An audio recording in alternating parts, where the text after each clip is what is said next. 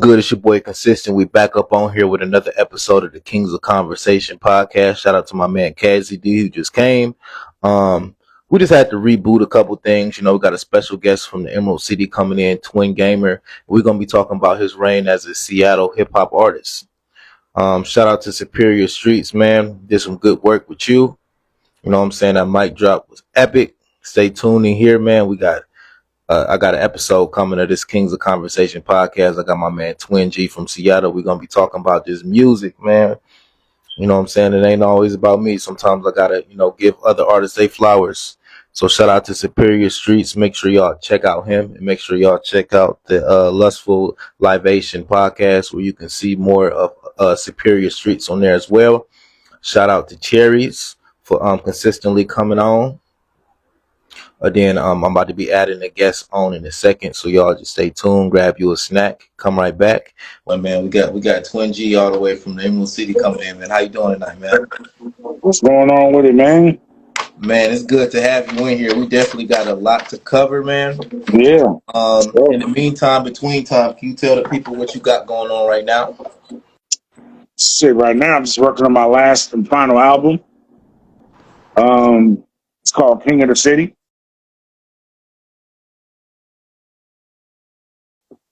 Okay. I'm trying to go back and pretty much fuck with niggas that I started off with as far as when I got serious with the music, you know what I'm saying? Absolutely. Mainly most of the cats I'm trying to go back with and do some shit with is from the Central District. Okay. Because I'm a CD baby, I represent West Seattle. All right. You know what I mean? Other than that, man, that's it, man. I just felt like there's a lot of boring ass music out here. Boring. Niggas ain't really coming with nothing I maybe be like, okay. Well, there is one particular artist, but I'm not gonna give no shout outs since they don't give me no shout outs. So, but there is one or two that I'm like, okay. You know what I mean? But I'm sure, we're gonna get into all that too. So, man, we got a lot to uncover, man. Yeah. I really want to crack it on up right now, man. For those who may not know, what does Twin G stand for? Twin. I got a twin brother. His name is Mafia, aka Snap.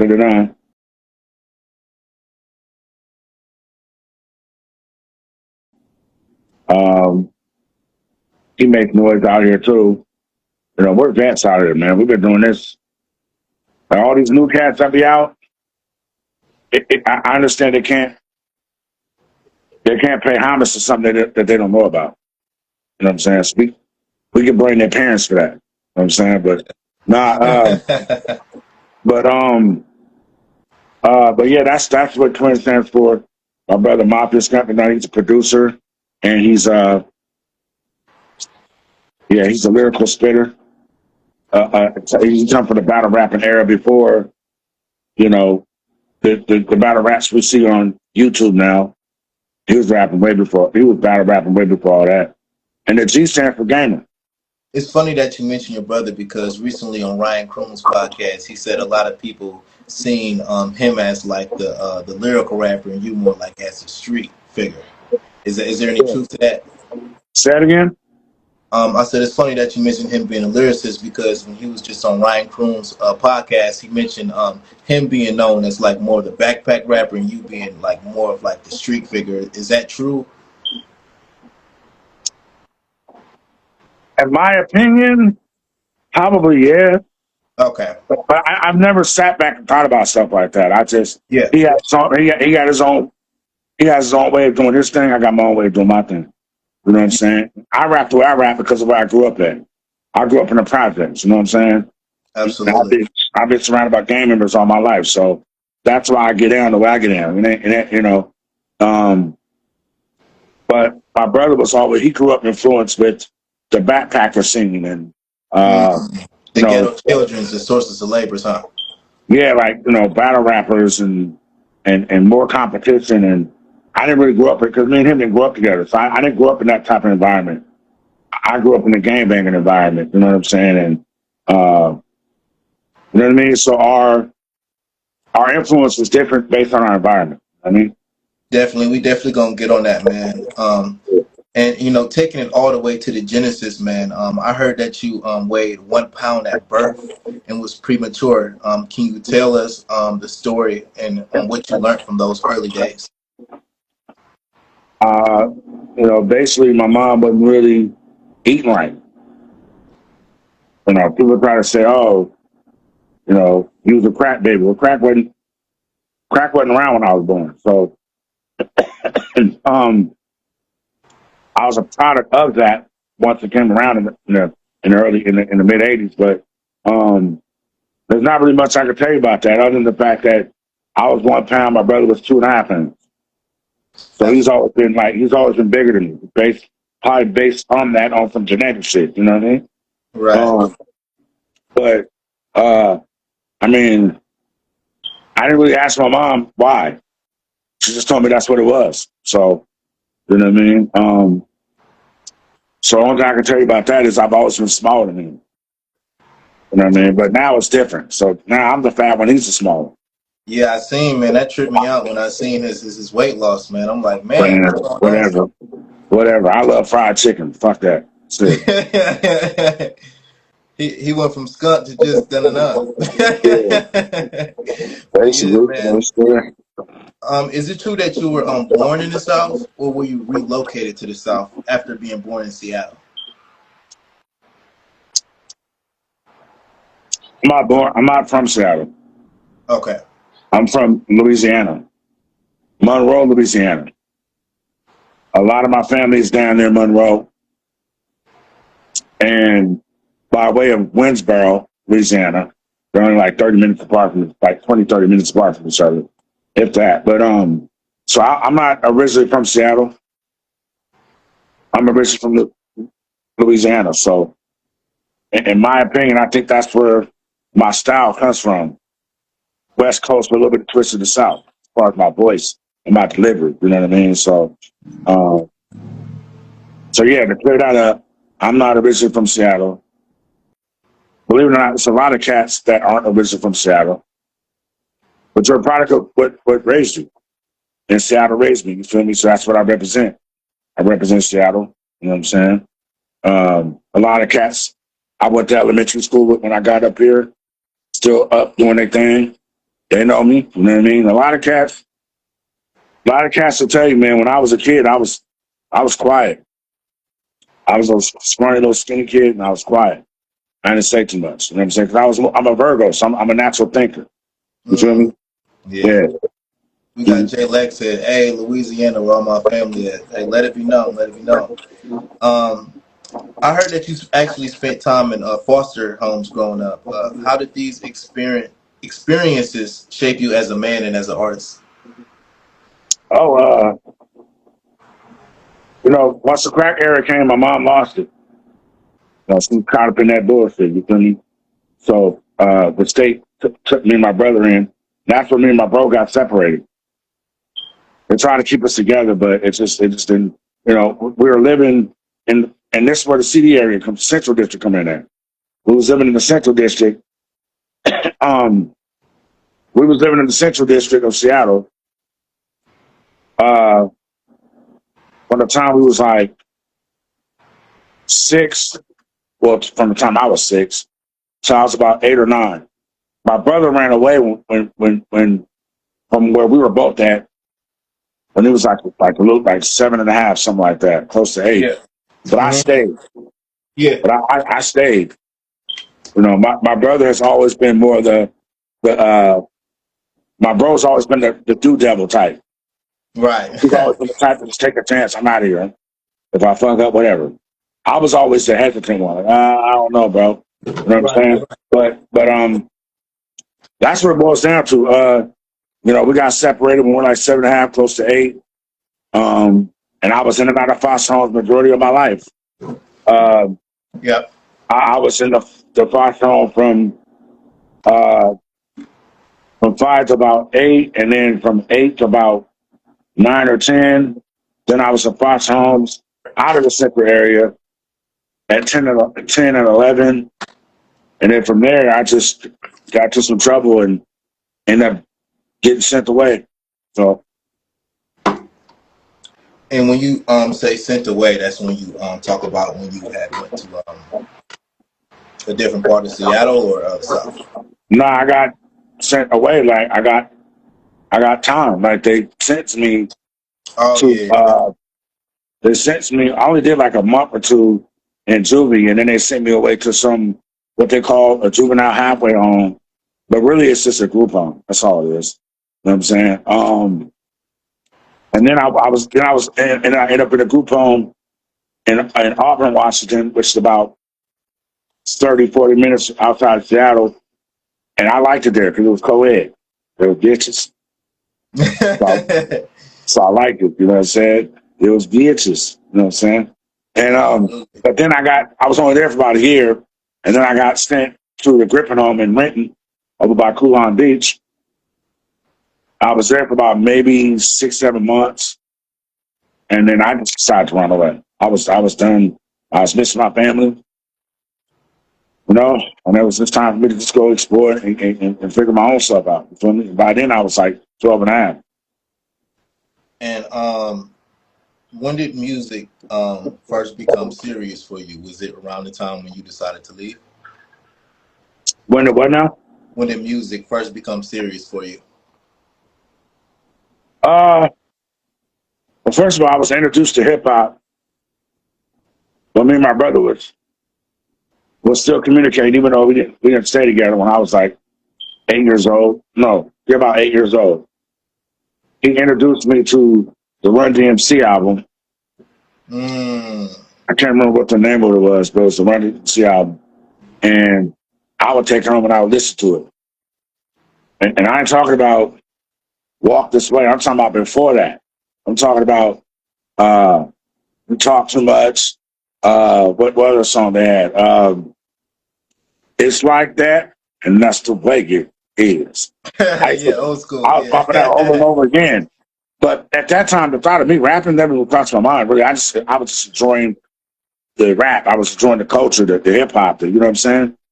And then all of a sudden, Kumo D came and LL Cool J came, and you know what I'm saying? Just Ice, and Just Ice was before those guys. But you know what I'm saying? I was really hip, and I was really stuck on hip hop, and I really fell in love with hip hop when NWA DZ came out. Mm. Because they was popping that shit. They was saying whatever. Suck my dick. I was shoot you in your face. And I'm like, damn, okay. You know what I'm saying? So, but as far as me becoming a part of music, and I'm going to probably have to say, believe it or not, when I was about 16, 17. Okay, so I know that you left the that group home when you were 12 and you started music when you were 16, 17. So like in between 12 and 17, what was pretty much that teenage years like? When I was a gang member, I was gang banging. That's all I was doing back then. So back then, like I said, I'm originally a CD baby, right? Hmm. So I was hanging with GD niggas. You know what I'm saying? But I was also hanging with Hoops back with his Crips. You know what I'm saying? Um, and eventually I had to make a decision, and you know how the rest go. You know what I'm saying? I was running the streets just trying to find my way, man. Just young and dumb, trying to survive. You know what I'm saying? And I'm for not, all the I, viewers, back then, I stick my dick in a 500 pound bitch to ask her where to live. It's ask her where to eat, bro. Just trying to survive, bro. That's all it was. Just trying to survive, bro. You know what I'm saying? yeah, but for the viewers, if y'all don't know, he has this movie called "Seeing Is Believing," where it's a documentary on his life coming up in Seattle. And you mentioned that infamous put on. So can you elaborate on what age you were when that happened and exactly what did you go through to get put on Hoover?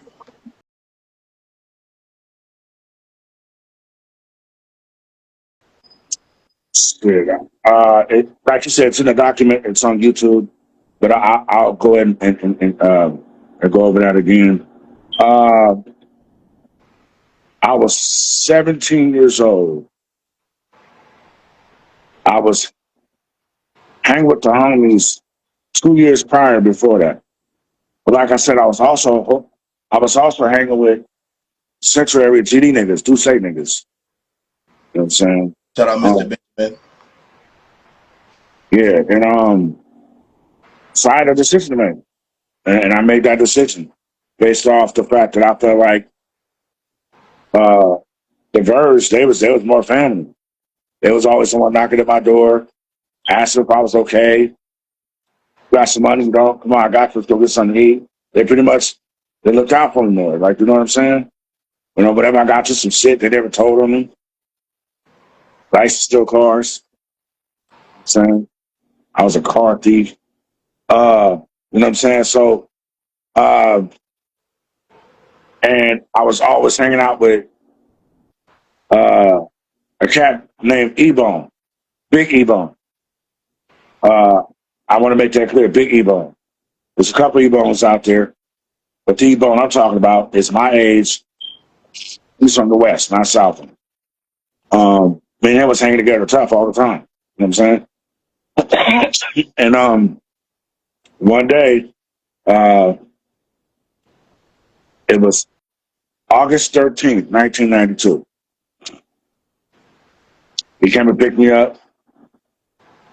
I was living at Des Moines at the time. Des Moines is an area about 10, 15 minutes from Seattle. He came and picked me up. He had a brown Buick, Oldsmobile or whatever.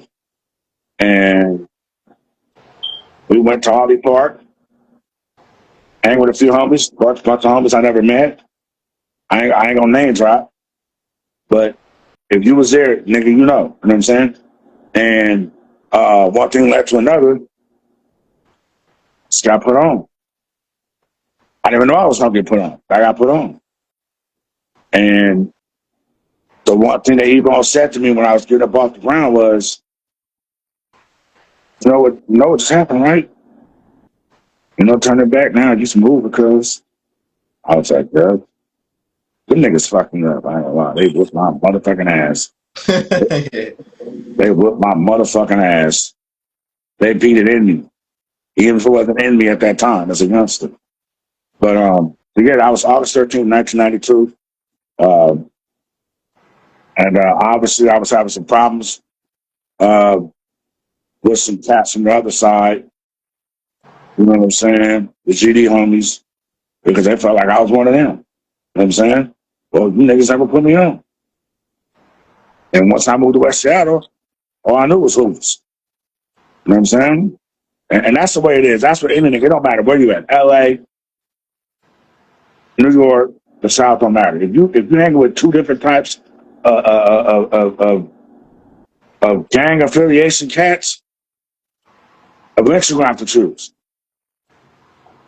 You're gonna have to. Like you can say, oh, my cousin was over here, but I live over here with you. Hey, don't matter. You gotta choose up, man. You gotta decide. You know what I'm saying? Now for some, they may look at it like, you gotta be strong minded and tell them no and you're not doing this and go to school, and it's not that simple, bro. It is not that simple. You know what I'm saying? So, but as old as I am, I don't need to explain none of that. Niggas know what's up. I rep it harder than anybody. You know what I'm saying? As far as public eye, you know what I'm saying? So, but obviously in this day and age, uh, I'm not a gangbanger. I'm not in the streets. I am a forever gang member, but I'm not a gangbanger. I'm out in the streets. I live a completely different life. I don't recommend that for anybody. I was in the situation I was in to become what I became because I didn't see no other way. There was no social media. There was no real help out there back then. There would be moments where I would go days and days without eating. Back then, if a nigga went 2 days without eating, the homie would feel bad for you. Like, bro, you want to eat? Bro, come on, bro, I got you, bro. You know what I'm saying? Nowadays, they laugh at you. Like you're a bum, like you're a sucker. You know what I'm saying? So it was a different era back then, but yeah, that answers the question. August 13th, 1992. I chose to be with Babyface, which is 7-4. You feel me? And now I'm just, in my opinion, I don't think anybody's gonna argue this. I'm probably the most known bird throughout the world because of my song. You know what I mean? I appreciate that.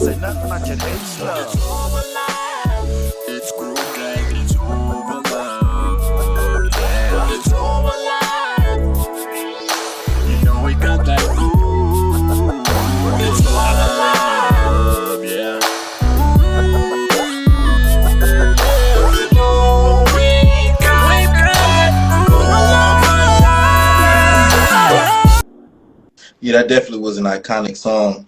And I see you mentioned Holly Park, right? One interesting thing that I realized that Seattle did that nobody else did was call each other hotness. That must be some other shit. I ain't never heard of that. Oh yeah. I was just referring to I don't know if you heard of Lil Genie or Mr. Sandman. Yeah. I know Sandman. Yeah. I was just looking inside the album cover, and then he just said, shout out to all my hotness and from Hell Street and stuff like that, and Yeah, DMX that must be some South End shit, because had to be. had to be some South End shit, because West Seattle, our lingo is where the drink, where the bitches. right. So Yeah. Absolutely. Somebody said that's Holly. Yeah, that's some Holly Park, Holly. That's some South End shit. Like I figured. Okay, yeah. Who are some of your favorite? I don't know. Who are some of your biggest influences coming up as far as like the rap? As far as rapping, Yeah.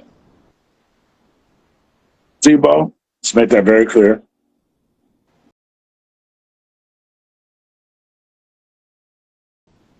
And I've got a chance to meet him as a fan. Well, I even took rap serious. And how did that interaction happen? Well, my nigga, one of my close partners, 151 from West Coast Mafia.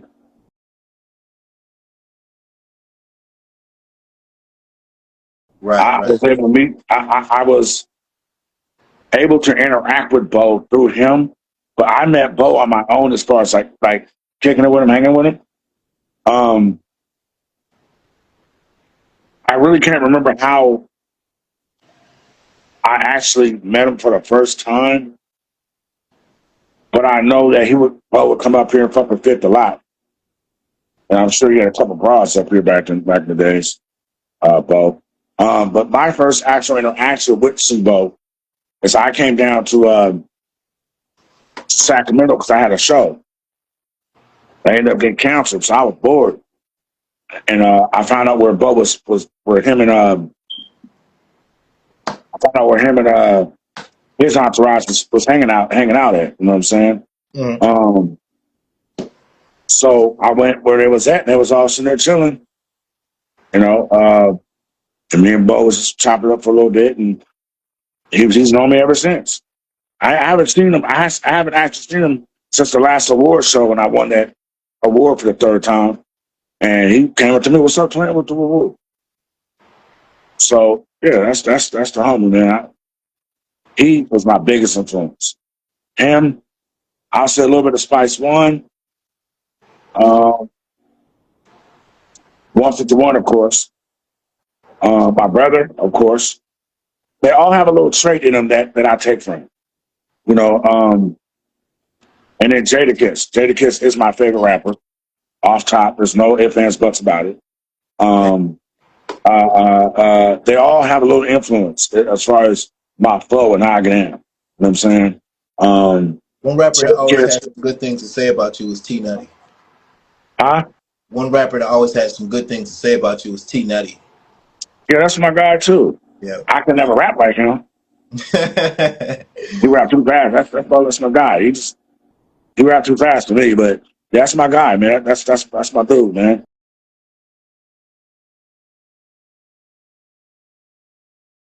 T Nutty's definitely my guy. When he was first to come up, he was fucking with me and my brother Tuck up here. You know what I'm saying? People don't realize how connected Seattle and Northern Cali is, man. We are really connected, man, like tough. You know what I'm saying? Despite all the shit that's going on down there now, we're still connected. You know what I'm saying? But what I was saying was Jadakiss because of his cadence and his wordplay. 151 because of his swag and how he puts his words together. Sibo just because he just be saying some crazy shit. Yeah. Saying and I mean he's not known for bars, but you don't need to be known for bars. It's the way you say it. You know what I'm saying? Spice One, same thing. Just the way the way he puts his shit together. You know what I'm saying? And Were you big on Lunatic at all? huh? Were you big on Lunatic at all? Not really, not really. But I've always admired his delivery, right, and how he brings it out, right. And everyone, it's crazy. Not too many people can say this, right? Everybody that you're naming, I have songs with. You know what I'm saying? I have songs with either on their shit or on my shit. You know what I'm saying? So it ain't nothing but love, man. Them niggas don't be on no Hollywood shit. It's all love, man. You feel me? So yeah. Did you ever have a chance to sign the AWOL back in the day? Because I think you would have fit that camp pretty well. Nah, no, I wasn't ready. I wasn't ready like that back then. Okay. I wasn't ready. But my brother Mafia was signed to AWOL. Oh, that's legendary. I actually didn't know that. Yeah, he was signed to AWOL about 2 weeks. And they dropped him, but it had nothing to do with music though. My brother mentally wasn't ready. You know what I'm saying? But me personally, I probably would have ended up signing with them. If AWOL would have stuck it out, yeah, with Freddie and all this, I would have signed with those guys. They would have probably eventually signed me. But back then, my brother was he was the man. He was that nigga back then, like with the bars and all that. You know what I'm saying? I was just trying to. I was just getting my feet wet. My brother was walking, I was still crawling. You know what I'm saying? So, but yeah, my brother was signed to AWOL Records with CeeLo and those guys. I was still I was in the background. I was waiting my turn. You know what I'm saying? And then I figured out a way to just kind of get my own thing cracking, quit waiting on niggas. Absolutely, man. What was the Seattle rap scene like when you first started recording? Recording in the studio or just demo recording? I want to say, we could say demo. We could start at demo. Uh, there wasn't really no scene like that back then. I mean, you had DMS, um, uh, DMS was doing their thing. I don't know, you remember DMS? Oh yeah, DMS was OB, yeah. Sharif, Demanuel. Yep. Yeah, they was doing their thing back then. But other than that, there wasn't really no scene like that back then, man. Were you, You know what I'm were you saying? familiar with Candid? Huh? Candid, MC Candid. Were you familiar with Candid? Nah, I'm not hip to that. That's Yeah, another thing. Yeah, I did a song with one of the DMS members. Saying so, huh? and that was DLD Nah, I can't from believe OB. I can't believe. I just talked to him like a couple weeks ago. Probably was Sharif from OB. Nah, nah. He's gonna kill me. You gonna see this? Damn. Mo. Mo, okay, Mo, okay, Mo, yeah, yeah. Mo from DMS. Yeah, I got a Unique song with him. voice. Huh? Yeah, unique voice. Yeah. You know what I'm saying? Me and him got a song together that never came out. I'm gonna probably end up putting that on my channel. So Yeah, we would yeah, love to hear that, man. yeah. Mhm. Your debut album, In the Name of Game, dropped in '01.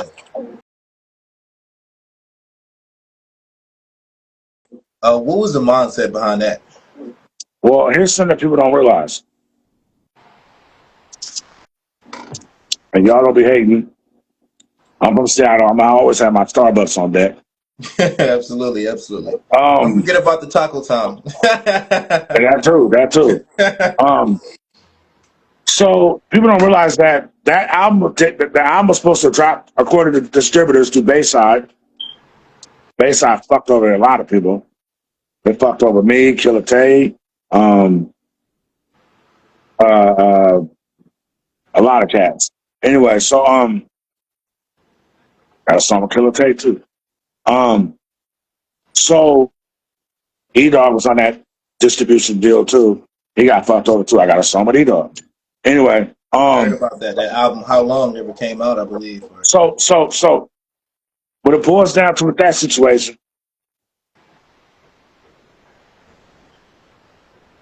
oh, okay. So what happened with that situation? That album was supposed to come out on Tuesday, 9/11, Oh man. and it got held back because of the World Trade Center thing. That's crazy, huh? On Monday, I'm like, cool. If I should come out tomorrow, I'm gonna go down to Tower Records. I'm gonna go to Sam Goodies.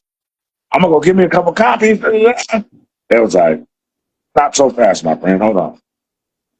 So that happened with the terrorist attacks on 9/11. So it got held back for a few weeks.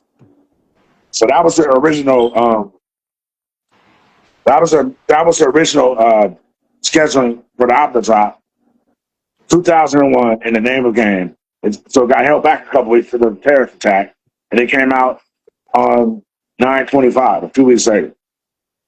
Um, my guy Edward Dumas, he put that out through Bayside and Metro Distribution. We didn't know much about the business back then. You know what I'm saying? What it boiled down to is that Metro had a deal with Bayside. So basically, we went through three people to get distribution. The only thing that they did right was, man, my shit was everywhere. I mean, to have my name right next to Twister and Too Short, and then Al felt pretty good, man. I felt like I was one of them. And You know this what I'm saying? generation just don't understand this, the severity of the Sam Goodies and stuff like Yeah. that. Can you just explain to them a little bit, like how important that was? You know, just seeing your product on the shelf. It was very important because back then there was no downloads, there was none of that. Like you had to go to the store and buy that CD. It was expensive as hell, $13 to $20 a CD, depending on where you're going and what kind of sale it was having. I would buy like 4 or 5 of my own albums because I just wanted to buy them. You know what I'm saying? But that was very important. Back then, you had to have a post up. It's available now. Go to Tower Records or Sam Goodies or, you know what I'm saying? Uh, you know, go to Silver Platter, like go buy it. That's how it was back then. You know what I'm saying? And people would race in there and get the album. You know what I'm saying? And my album sales weren't up to my expectation because you have to understand. Back in 2001, who the fuck am I? Who? Wayne G. Who the fuck is that? Nationally, I'm not. Nobody knows who the fuck I am. You know what I'm saying? Um, but that album, the approach on that album was let them know what it is. I had Spice One on there, Cocaine, 151, My Figures. You know what I'm saying? Sir Mix-a-Lot. And Sir Mix-a-Lot did a song together. I had hitters on that album. You know what I'm saying? I had hitters. So we're looking at like they're gonna see this album like, oh, this cat he got some Mix-a-Lot on it. Oh my god, he must. If he's got him on there, he must be a somebody. So I had 3 platinum artists on that album. Sibo was on there as well. Yuck Mouth was on there as well. Now, remember Yuck Mouth's solo shit? I believe that shit went platinum. Thugged So out. Thugged yeah, out. so and that well, also that was a double album too. But anyway, but I'm not saying that's the reason why I went platinum, but that was a smart move on his part. But so I had a lot of heavy hitters on that first album. So I was like, you know, people have to understand. Back then, the key to having features on your shit is to get their fans to recognize and see, like, who's this? Oh, this is on there. Oh shit! Because back then, you would buy a certain album because so and so was on there. You know, if Shamisa was your favorite rapper, you're gonna got to see it because you want it it's new shit from that particular artist that you want to hear. That's how it was back then. You know what I'm saying? So that first record was all about getting recognized. You know what I'm saying? And only for me to start recognized after 6 months, I wouldn't see no pay. I wasn't seeing no records. I wasn't seeing no write-ups, no, you know what I mean? I wasn't seeing nothing about the direction of the album. You know what I'm saying?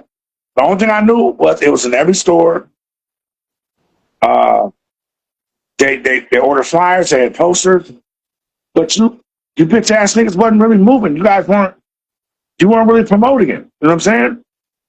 But that was a lesson we learned. Like, if you want something done, you gotta do it yourself. They're gonna do the bare minimum, but you gotta do the rest. So I'm saying it's not about just recording. You gotta get out there and let people see that your shit's out. This is what it is. You know what I'm saying? So that first album was it was slept on, but I'm gonna blame myself for that one. Todd Brown did his thing on, in the name of the game, doing his singing thing, man. Yeah, That was just one of the features. Todd Brown came in on volume 2, the second in the name of the game. Okay. Yeah, the second in the name of the game. That second one I did all by myself. I would say I'm not gonna say I kind of excluded my cousin Ed, but I think Ed he had a bad taste in his mouth because of the first album. Because And before we get to the second one, that album featured Cheddar Hound, Killer Tay, Cold Pepper mix. As we mentioned earlier, how did you pull together, that strong lineup? Killer Tay was on the second album. Oh no, he was on the first one too. Yep. He was on both of them. Again, West Coast Mafia, 151. 151 the killer was tight. So 50 set up Killer Tay. Hey, all right, cool. Ooh, you know what I'm saying? But the first song that me and Killer Tay did, that was some deal that happened. It was a song that Killer Tay he had already had a song already done. All I did was hop on it and say, let me get that song. So me and Tay didn't actually come together, and he even mentioned it on a comment on my page. He was like, bro, that's like a song that I did to a different beat some other time. And I said, yeah. I just kind of put my shit on it and said, and claimed it like that's my shit. You know what I'm saying? John Silver, he made that beat. It makes sense because Killer Tay dropped Thug Religion in '01, and it was like religion. So, the fact that he had Losing My Religion, it kind of made it feel like it was an extra song from the Thug Religion album. But he was still kind of off that. If you really listen to the verse, he was still kind of going that direction a little bit. You know what I'm saying? Yeah. Everybody go through what they go through, phases and all that. You know what I'm saying? But he got some new shit coming out. I saw, and I'm sure that shit's gonna be fire. But as far as Culpepper, oh man, Culpepper, I owe a lot to Culpepper, man, because he was on the first record, and people were comparing him to sound like E40. I don't think so, but maybe that could be a compliment. I mean, people were trying to say I sound like Subo. Whatever. Yeah. That's my favorite rapper, so fuck you. You know what I'm saying? So a few years went by after that album, and I ran into Culpepper in the South End. South End of Seattle. He's like, man, what you been up to, man? I said, man, I just finished this new album, and I don't know what to do now. I don't want to put it out on Bayside because I'm not trying to get robbed again. I don't know what to do. He said, man, let me hear it. And I don't normally let rappers hear my shit, but Culpepper's a guy that I can trust. You know what I'm saying? So me and him connected. We sat in the parking lot for like 2 hours. We went through the whole album. It was like, bro, this album is hard, bro. And we got more people on it. And what I did was, all I did was remix some of the songs I was off the first one. The one with Sibo and Yuckmouth, I did a remix and added Big Psych on it. Big Psych Outlaws, the original Outlaws. I don't know that song is called Fetty Riders. Thug life, nigga. Big Psych up in this bitch. Yuckmouth in this bitch. Sibo in this bitch. Bolo. Twin in this bitch. I got murder in my house. You sang good food for this one, boy. Yeah, nigga. Big Psych is from the original Outlaws with Tupac. And then I redid the song with Cocaine and Spice One and put it on there.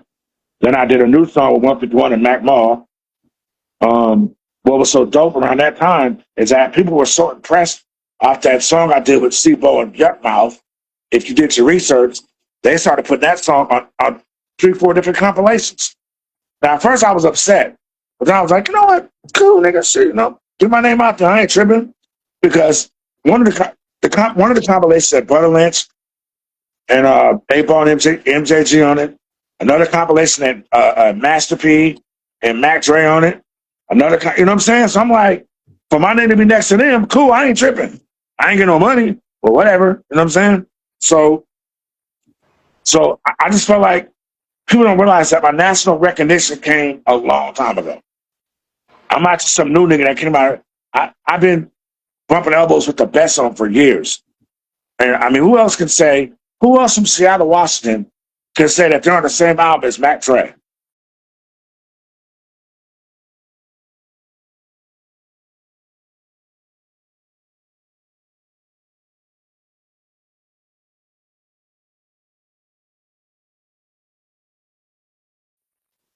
Who else would say they're on the same album as A-Ball and MJG? Who else would say they're on the same CD as Master P?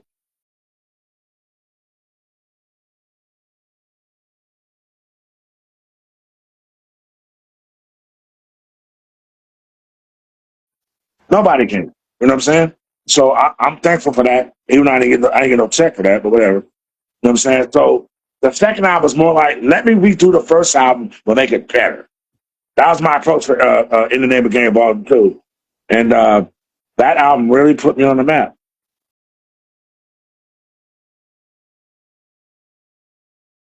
And I had no distribution. Man, No distribution. That album was strictly sold on the streets. Not no digital shit. Not no on the internet. It was strictly sold on the streets. And even back then, when the internet started popping, motherfuckers was like, man, can I download it? Nope, gotta be number one of the homies. That album helped me eat. Like we would have boxes of 100 of them. I would give like one box to one of the homies, another box to one of the homies. The homies really helped me sell that CD. It was a man. They would come out with the bread, I would give them some money. We was hustling that motherfucking album like it was dope. I promise you. absolutely. Any of the homies I was there with me, we was pushing that album like it was dope, man, like it was cocaine. And that's when I did that Don't Front song, that's what we Speaking loved. of Like, we were cocaine, you serious. actually had an artist named Cocaine on that album. And Yeah, that cocaine from LA. You know who that is, right? absolutely. Yeah, cocaine. Yeah. He did some songs with Snoop Dogg and Eazy-E but yeah, so yeah, that album really put me on the map with the Don't Front song. Absolutely. And I just wanted to, segment back to the first name of the games for a little while longer. What was the, concept behind you looking into the book? Was that just like kind of like the book of game, and then you had the face looking like you was exposed to it, like so like what was like Anytime the you read a book, you read some game. absolutely, absolutely, It could be about it could be a Harry Potter. It could be about mountains and trees. Anytime you open up a book and you read, that's why they say reading is fundamental. Because anytime you open up a book, you're reading some game in the name of game. You know what I'm saying? Obviously, in the name of Jesus, in the name of game, you get some game. That's what I was doing. absolutely, man. And in the booklet you mentioned Kazi D. What was your relations to him, and what role did he play in your journey? Cassie D, I met Cassie D a long time ago, man. And I was working on the first in the name of game back in 2099. So I'm gonna say 99 is when I met him. Um, he was making noise, man. He was doing his thing, but he was one of the smart ones to realize you ain't gonna make it in Washington. You gotta go somewhere else. And so he got up out of here. He been gone ever since. But I met him in 98, 99. He had knew my brother before me. But it was just something about Cass where me and him just connected, man. And we just been partners ever since. You know what I'm saying? I ain't talked to him in a minute, but the last time I saw him, I was down in Houston, and he let me stay at his house and everything. That's my guy. Nobody can say anything negative about Cass he did to me. But we Yeah, got to fight. We got yeah. to check him ducking. We're not saying nothing negative about Cass, not to me. Same here, man. Same here. And actually, before Name of the Game 2, you released The Lack of Respect. with your brother, and then the homies around that time. And I just wanted to say, "Fuck You" became a recognizable record. What was the inspiration behind that? Fuck you, fuck you, fuck you.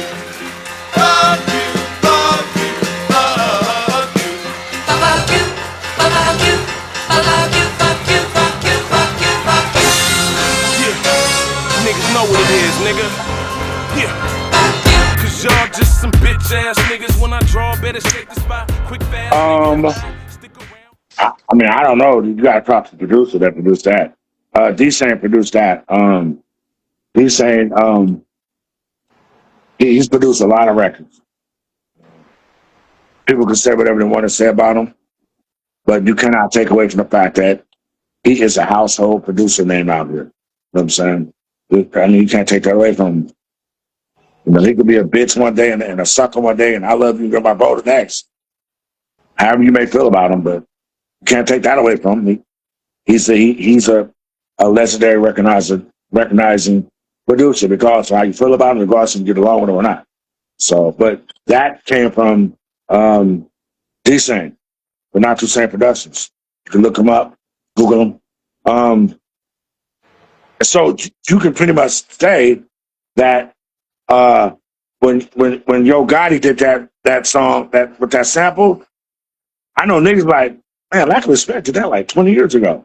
You know what I'm saying? Yeah. So I was impressed. Plus, in my opinion, I think he used it better than he did. So, but Yeah. that Lack of Respect album was, because you have to understand, after the first album that didn't really do too well, I was hungry. And I was in the middle of working on In the Name of Game Volume 2. And then my brother Mop was like, hey man, because Lack of Respect was originally just my brother and A-Train. That's it. And at the last minute, well, actually, no, let me take that back. Lack of Respect was really me and my brother, and then it went from me and my brother to A-Train and my brother, and then all time up 51, and we just decided to do it all together. 4 solo artists that decided to put together the most classic album out the city, outside of In the Name of Game Volume 2 and The Status with Gangsta Nut. And the bottom line is niggas can do whatever they want to do, say whatever they want to say, but nobody makes classic records like I do, man. Nobody, not out here. You know what I'm saying? Like nobody. Like no matter how hard you try, and I wish you would keep trying. It's just, it's unmatched. I've been trying to tell these niggas, hey, let me A&R your record. Let me put me on there or something. I'll help you out. But these niggas be so busy trying to get the number one spot, and they're doing business with their ego and not their brains. You know what I'm saying? So that's a different conversation, though. Personally, I'm gonna say "This One's for You" is my favorite song on that whole Lack of Respect album. What? "This One's for You." Were you rapping about a friend that's doing time? Oh yeah, that's just me. That's what me and my brother. Yeah, That's what me and Mafia. Yeah. That one was cool. That was a last minute idea that me and my brother came up with. Todd was on the hook. I don't think that song was gonna make the album initially, but I guess they decided to put it on there. But yeah. But back to the volume 2 though. Yeah.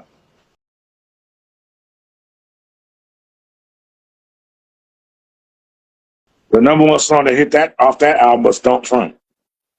Everybody, that "Don't Front" put me on the map, hands down. There's no ifs, ands, buts about it. The only beat that I've ever made. You made that? I made that beat. Yes, I did. On an hour.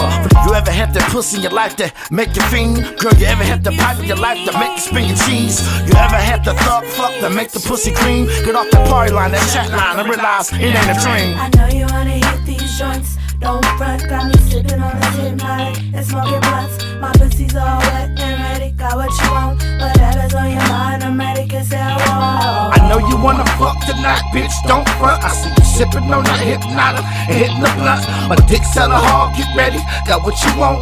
Whatever's on your mind, get with it, don't say you won't. Why bitches be front like they don't need to get dicked?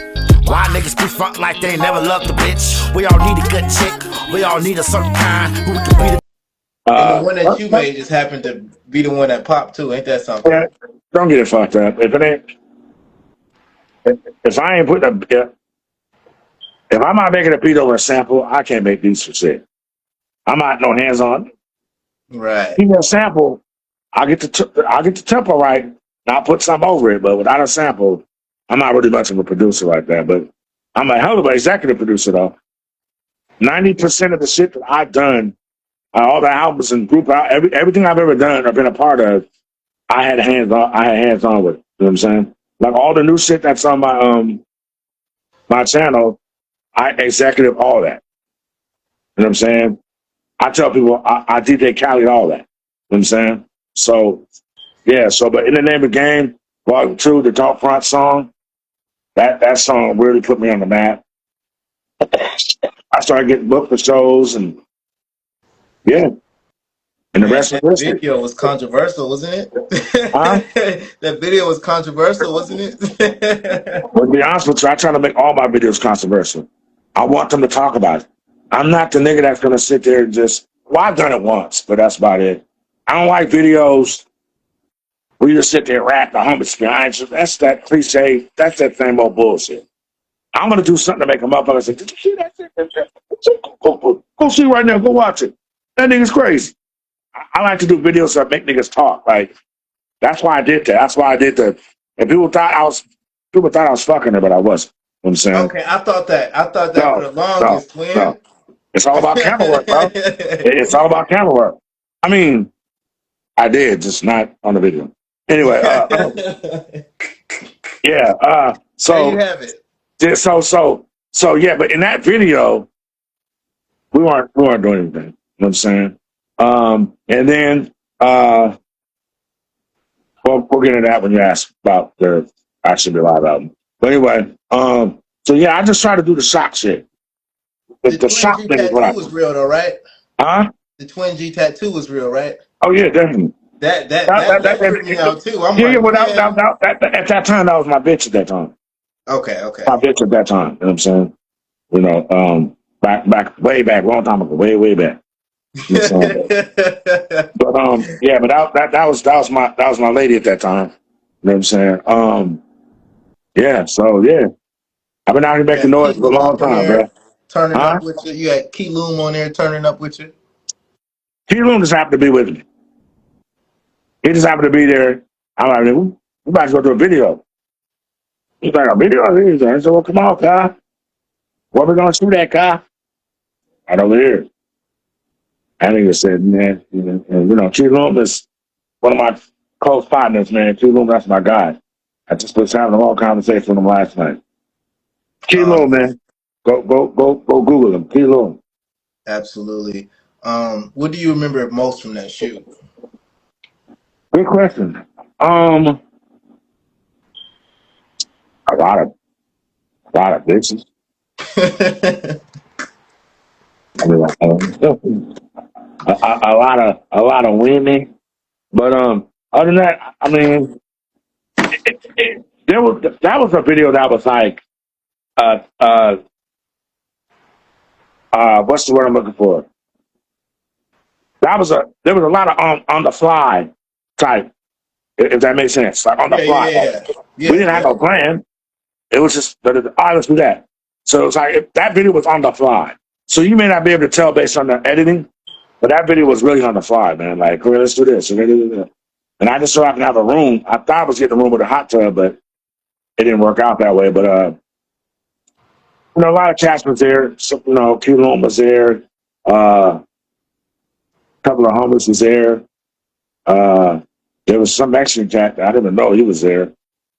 So that video was on the fly, and it turned out to work out pretty good. Yeah, it did, man. And I feel like that's the most, I want to say, controversial video from Seattle. You think so? Yeah, I think so. Like, I haven't seen a music video from Seattle that kind of made me be like, yo. like You gonna make like that one did. you gonna make people go watch it on my channel. It's on there. Yeah, make It's sure on there. y'all check that out. Twin G don't front. And Yeah. and then around that time, you released the Hoover album. That came after the game, the name of the game too, right? Yeah. In the Name of the Game, Volume 2 came out in '05. The Status Act came out in Okay. '08.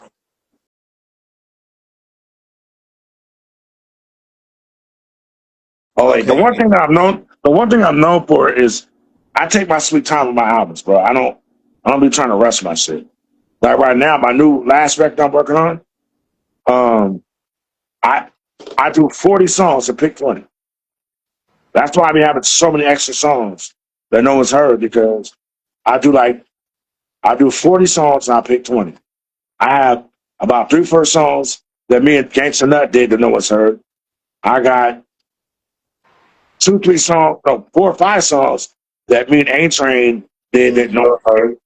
Um, I just like to have extra songs, man, with the homies. You know what I'm saying? Like, me and my guy Holly Poole, we got a song called Seattle. You know what I'm saying? And but that's not gonna be the only song that me and him do. That's the start. We'll probably end up doing 2, 3 more by the time the year's out. And the reason why I do that because I'm like, and this is some real shit. That Seattle song may not make that. It will, but I'm just giving an example. So let me do 2, 3 more, my nigga, to make sure he's on my shit. That's why I always do that. That's why I always do a few songs with my partners, you know, to make sure that they're on my shit somewhere, whether it's an unreleased album or it's on the album that made it. I always do 2, 3 songs with my partners to make sure that somehow, some way, they're a part of my catalog. Absolutely, that sounded about right to me. Mhm. And on the Name of the Game too, I like the way you sampled a couple of things. Like, like even on the Swisher Sleep song, you did, the Gap Band, Yearning for Your Love sample. That was very clever. This face. You can't keep bringing this drama into my life. You can't keep choking. Keep on choking. This into my life. Stay coasting. I traded weed for pussy with your nasty bitch. Licking my ass, tasting with the toilet paper mist. Should've seen the way her tongue French kiss my dick. Send her home back to you with her breath smell like shit. And I won't give her a call, homie, cause that's your miss. She's taking care of you, but she's paying me the difference. And I just like the way you did that. So I'm guessing, the idea behind that was just, I just got that in my head. Let's lay it down. Like, what was it? See if I can remember. I don't remember if it was my idea or Todd Brown's idea, but Todd Brown did produce that record. Amazing record. And then Cock and Shoot. Huh? Cock and Shoot. That was my idea. Man, that was produced by D Sane. It's funny because when that song come on, people was like, "Oh, that's my song," not knowing that it's not the actual song. You know what I'm saying? D-Sand is definitely known to take something and make you believe it's the original until niggas start rapping. Oh, what's this? Oh my God. You know what I'm saying? So, yeah, so that Copy the Shoot, that came from D-Sand. Got the homegirl. That was a last minute song. The album was done. I promise you, the album was done. He'll tell you the album was mixed and mastered, ready to go. And at the last minute, I said, D, I got one idea, bro. Just one idea. And I called Todd. I said, Todd, I need you to come and do some vocals on this. It was it was 2 last minute songs I made the album. Cock and Shoot and I'm So Fresh. That album would not be, I'm gonna say this for the record. That In the Name of Game Volume 2 would not be what it is without Todd Brown and Decent. I can agree. Yeah. Then we can't forget about Make It Home. I'ma play my position and you'll never hear me tripping. I know just where I stand, so I don't care what you do. I don't ask who you with, as long as you make it whole. I'ma play my position and you'll never hear me tripping. I know I'm your main cheese, so I don't mind what you do. I don't ask about shit, as long as you make it home. At least call me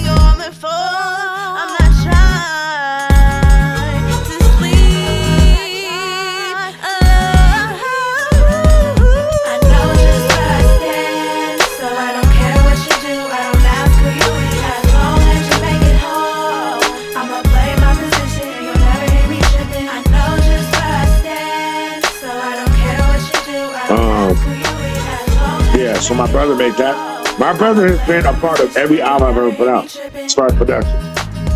He in the Name Again Volume 1, he made the beat with me and FedEx and the Mafia. He made that beat. Oh wow. Yeah, he made that beat. And then what we're talking about now, he made Make It Home. My brother's been a part of every album that I put out. So now somebody, whether it's rapping or producing.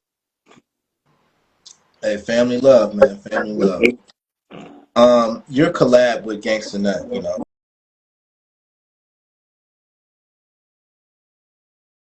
was legendary. You know, you guys had a song with Looney Corleone on there, of course. What was it like working with him, and how did your relationship form? Well, first of all, I grew up with Nut. So we're both from West Seattle, we're both from High Point. I'm saying. But here's a story that I want to tell people that a lot of people don't know. Unless you were close to Nut or me, you wouldn't know. You wouldn't know this. At the beginning stages, in 98, 99, and 2000, me and Nut were actually battling against each other. It wasn't like a beef battle, like, nigga, fuck this. It was more like, well, check this out.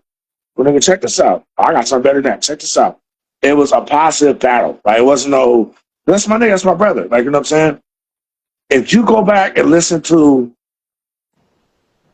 his Crown World album, Ooh. track number 9, listen what he said at the beginning. Mr. Gamer, he's battling me.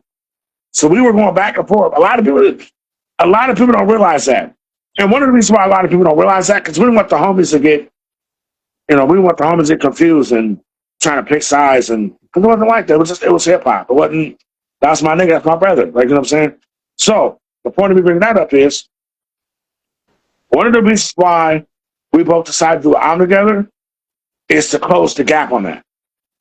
In case you guys find out that we're battling, let's do an album together so you guys don't be thinking that it's like it's some beef shit when it's not. Like, you know what I'm saying? That's the main reason why me and him did Status, is to close any thought of niggas thinking that me and Nut had a problem with each other, and we did. Because the Status is Active was originally my third solo album. All I did was put him on a bunch of songs. All he did was give me a few songs. I hopped on that and we just put it together. That's all that was. Yeah, so that's what that is, you know what I'm saying? Yeah, man, that was a great project. Then, you know, we got to talk about the music video. A lot of people had a question about who that was talking in the beginning of the music video. Which one?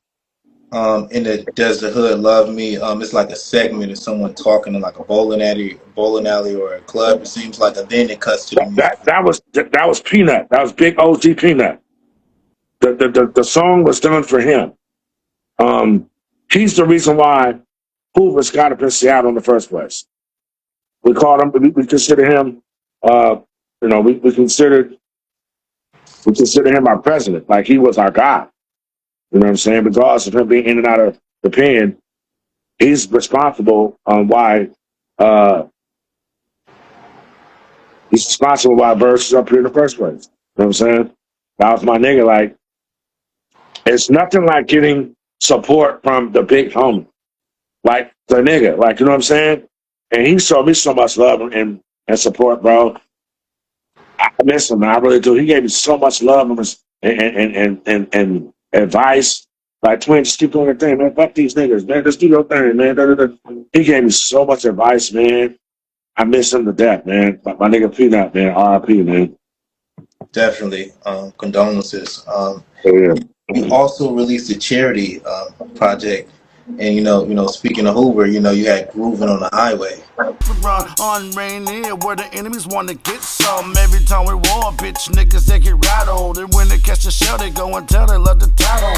Pick up the squad on 44th and Holly, the 216th, where I know my niggas got me. The scraper getting crowded, we riding kinda back. D-boy rolling up a dust with pistol on his lap. On 17th and Derrick, the settlers kinda dead. We need a new block, so homies move ahead. We looking kinda gangy, the click you can't forget. You with the Status Entertainment on the Dell Block set.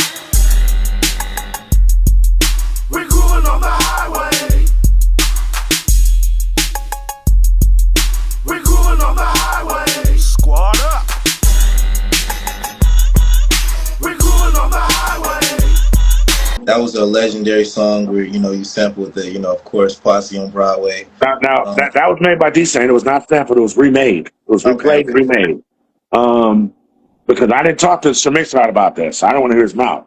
So I said, let me just remake it. So I ain't got to get no phone call from him. You know what I'm saying? So D-Sane made that. That was a mixtape. Just a bunch of ideas I had that didn't make the status album, or just I had a whole bunch of shit written. I want to do something with it. So Grooving on Highways on there. I had re-put Don't Front on there as well. I had a couple homies from the turf that I was trying to put on. Doughboy, El Sizzle. He's a little homie to my cousin Sizzle. Brent. He's a little homie to him, and Brent introduced me to him. And then the rest was potential. So I put them niggas on to the mixtape just to try to introduce them to everybody. You know what I'm saying? Grooving on the Highway, that song was a contribute to the fact that there's a lot of young homies that were really on the highway, like really, a lot of Hoovers from the highway. And I thought I had to show them some sort of love, some sort of recognition. And they got nothing but love and respect for me. I got nothing but love and respect for them. Niggas is wild. Them niggas is wild boys, man, but I had to show them some sort of love. You know what I'm saying? It's not about the South. It's not about the West. It's about the highway, too. The highway, they be verse stomping as well. They do their thing, too. So that was a song for me to show them love and let the world know it ain't about the West. It ain't about the West and the South, and they be grooving on the highway, too. So that's what that was all about. So I just pretty much did a song to give a tribute to the highway homies. And one thing that I realized about the rest of your releases that was different from the name of the game is the lack of skits. And I say that to say that was one of the funniest skits I ever heard. When the guy was in jail, he's like, "Please, bro, I'll do anything if you let me go." Hey, the one that the one that people talk about the most is the one when dude was asking if he fucked his girl. Did you remember that one? Yeah. People don't, but it's crazy. People don't realize that's me doing all the voices. Oh wow, that's crazy. That's me. I'm doing all the voices. I heard about you fucking my bitch, car. That's me. You know what I'm saying? So, but you're right. Someone else said that, like, man, you got to bring those skits back, man. Them skits were hella funny. But you have to understand, around those times. Names, I know JT the Ticker Picker and like Sir Fix a lot, like with the Yeah. That's me. Yeah. What I said. I forgot what I call myself. I'm from Venom Over Entertainment. Yeah. But yeah. So somebody else had mentioned I need to bring the skits back, but they got to understand, like, right after that, a lot of shit became serious. You know what I'm saying? A lot of shit became serious. That's why, in the name of Game Volume 2, I didn't have no skits. You know what I'm saying? Because shit started getting real funky out here. Right? You know what I'm saying? I was getting threats. Shootouts, all kinds of shit started popping off. Shit got real. And then funny. You know what I'm saying? So the thought of funny skits didn't even cross my mind once I was working on that second album, because shit got real out here. You know what I'm saying? And I remember that first album, it was just me just trying to get recognized as a rapper. Second album, I had gangbangers on there with me. But let niggas know, if it's on, nigga, it's on. It's happening. You know what I'm saying? And people don't realize shit got real, man. Shit got real. And before it got to the point where me and Nut people were thinking that me and Nut were having problems. Me and him had to get together to do an album, but bring the homies together so niggas won't be thinking that they got to choose sides, because it wasn't like that. Like, it was a friendly competition, and that's the reason why the status came together. The King of the City mixtape is an important part of your catalog as well. The what? The King of the City. That's the name of my last album. Yep. We're gonna get to that a little later. Okay. And I just want to see, what inspired the title, I Shouldn't Be Alive.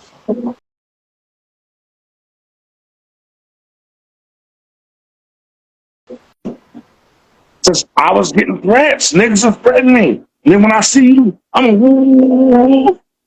Niggas were threatening me. Like, niggas want to see me dead. At least I felt that way. A lot of these niggas is all talk, though.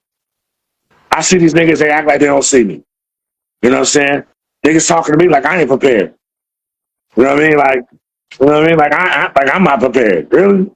Like, you know what I'm saying? Come on, man. You know what I'm saying? I mean, so that's why I named it that. 'Cause that's why, damn, anybody, mama hate me.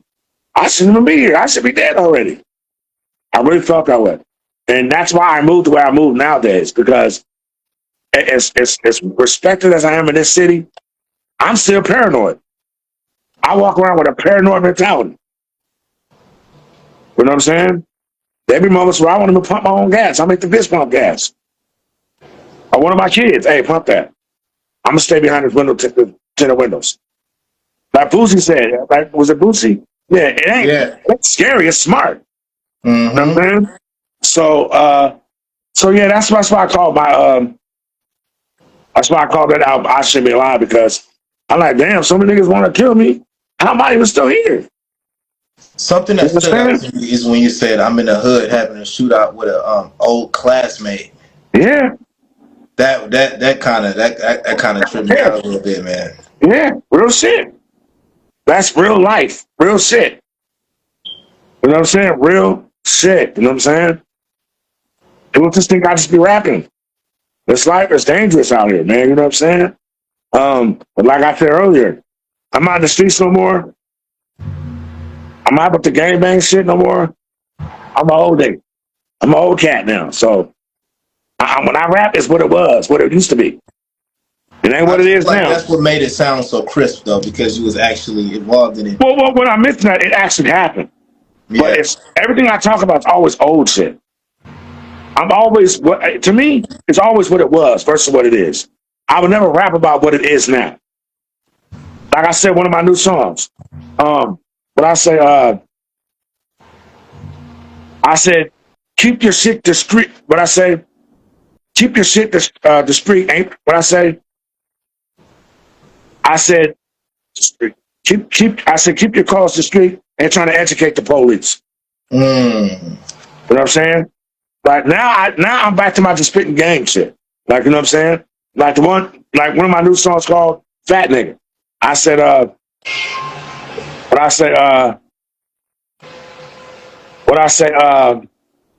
said exercise a hustle, aerobic, moving fast like I stole it. Niggas brag about being outside but broke. I'm brokophobic. So basically I'm saying, like, all you niggas are, yeah, we outside. But you're broke, nigga. Go get some money. Like, you know what I'm saying? So now it's all about me just spitting game to these niggas. Like, you know what I'm saying? So, because I'm an older nigga now, so now I feel like I gotta talk to the youngsters. You know what I'm saying? So one of my favorite bars that you said on I Shouldn't Be Alive was when you said, I got that milk. I got what? I got that milk. Short stopping. Oh. I got that milk. I had so much that stuff. I don't know what I said after that. Yeah. That's when I heard that, I was like, I like that. I don't know what it means, but I like it. Milk, man, cream. Okay. Ooh. Cream. See? Yeah, like cream. That was fire. Yeah, bro. cream. Yeah. That was fire. You sang the song when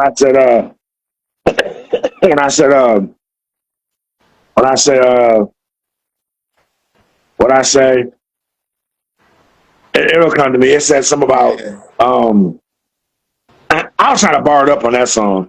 That my partner, my guy, John Doe made that beat. I like when you said your bitch talk behind your back like she's giving you a massage. Yeah. Come on now, niggas. Hey, Seattle Weekly said I was the most underrated rapper out here, so and I believe it. Yeah. You know what I'm saying? Like I said, hey, some of my rights go over your head like an overpass. Like niggas they don't really listen they don't really listen. But again, let's go back to what I was saying earlier. My bars, guess what influences my bars? My brother. Mm. You want a nigga to punchline you to death? Go listen to him. Rest He in is a peace, Popsicle. I remember when him and Popsicle was going at it, man. That was a heavy battle. Popsicle didn't have a chance, bro. Man, that was Because crazy, man. Popsicle's falling into my brother's world.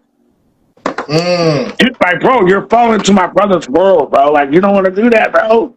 And he did it, and he became a victim. But yeah, that's my brother. He's a punchline king. You know what I'm saying?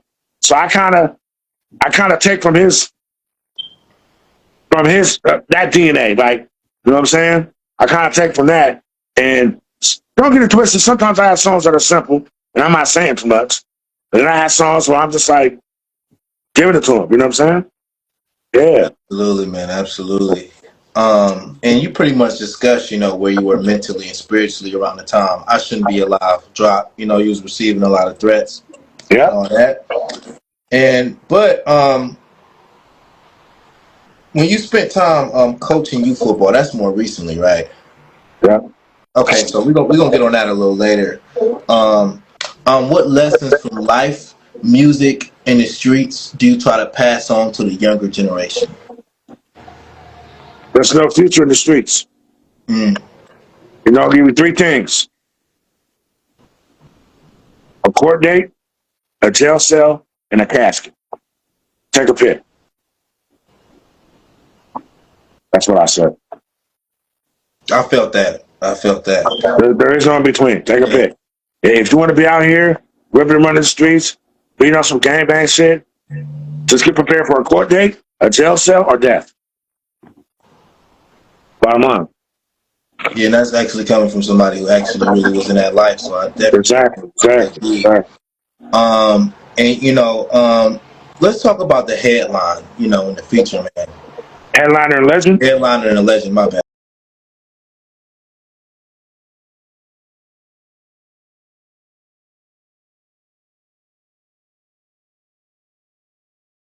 About that headliner Yeah. legend. You actually had a song with Tory Lanez, man. How did that come Yeah. about? It was a favor for a favor. I've never actually met Tory Lanez personally, but it was a favor for a favor. Somebody owed me something, and in return, they gave that to me. I took it. So to keep it 100, I've never actually met Tory Lanez personally, but it was a favor for a favor. It was a producer that owed me a favor for a favor, and in return, he gave that to me. So that's how that happened. Play Around was definitely one of my favorites, when I was jamming to that. Yeah, I think that DC Man made that. Don't quote me on that. I might be wrong on that, to be honest with you. But that song was originally for somebody else's album. And it got tossed up. Like, I'm good. All right, cool. I'll take it. And I just so happen to know Anonymous, who's on the hook. That's my guy. And that's how I ended up, some songs I say about one song per album. There's always a certain song that got tossed to me because somebody didn't want it or somebody didn't pay for it. Or there's always some sort of deal behind it. But that song was originally for a different album that ended up not being the album, so I took it. Get You One. Fire song. That song was produced by John Silver. Put that nigga on the news, Channel 5. When the issues going down, they testify. The pork chop will leave that nigga paralyzed. We in the city full of sharks, take a dive. Bitch, I'm getting money, ho, take a ride. Get out your feelings, you will never ever be my bride. Bitch, I'm bossed up, I don't need a wife. Born with a pussy, been a millionaire all your life. Put that bitch on back page if she a chooser. Her in the kitchen whipping like she's Martha Stewart. I never cared about the he say and she say. I'd rather hear about the he pay and she pay. New whip on them 28s, get you on. Candy wet like it's fresh paint, get you on. Rolex on my left wrist, get you. Why would he play me the beat? I already had the hook in my head. Oh wow. And because it was so different, I knew that I was going to start the album. Yeah. That was definitely an explosive way to get it started. And you actually got a relationship with Third Eye, the art creator, Third Eye Visions. I think that. Yeah, but I haven't heard from Third Eye, man. I haven't heard from Third Eye in a long time, man. Like almost 12 years. My headliner legend, the producer John Silver. He made that cover for me. Wow. Yeah, he's a multi-passer. He can do videos. He can make album covers.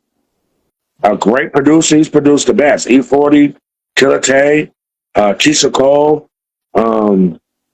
He's got a lot of his catalog is ridiculous.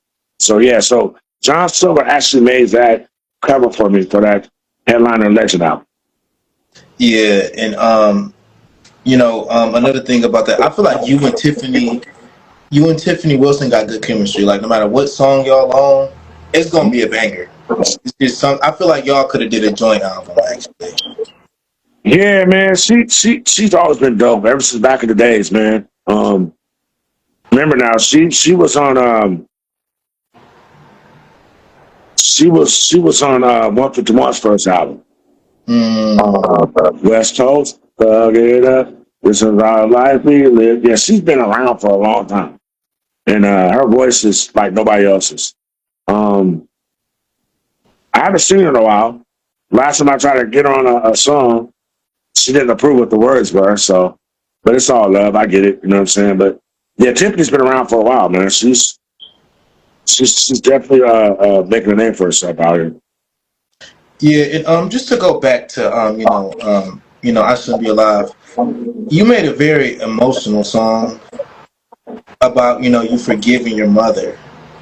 And can you just take us through that studio session, because I believe you actually cried while you recorded that song, right? Yeah, true story. I wrote the song at home. The beat was made by, I really can't remember the names right off top, but Very emotional beat too. That's an emotional. yeah. They're from Northern Cali. I can't remember their names right off top. I deal with all kinds of different producers, man, because I be trying to look for different sounds. You know what I'm saying? I actually did shed a tear while writing that song because I didn't. You know, it's crazy. I didn't realize. You know, because I'm just writing. You know what I'm saying? You know, but I didn't realize how much pain that gave me. And for the first time, I'm letting the pain out, and I didn't realize how much it affected me. Right? For many, many years, I always knew about, but my mom was told, had me in foster care, felt like my family didn't give a fuck about me. I just felt like it was the way of life. I just felt like that's the way it was. You know what I'm saying? So when I started writing the song, man, I can hold back the tears. I didn't realize how much pain it's like, it's almost like a nigga locked up for 25 years. But finally they let you out. It's just, the pain just hit me, man. So when I stopped, I think I said it on the song that this first song I ever wrote, I was actually crying while I was writing it. And it's true story. I didn't realize how much pain that I endured growing up, man. It was crazy. Growing up with no mom, no pops. You know what I'm saying? Foster care, house to house, couch to couch. You know what I'm saying? Wearing the same shit for 5 days in a row. You know, wearing the same drawers for 3 days in a row. It was rough, man.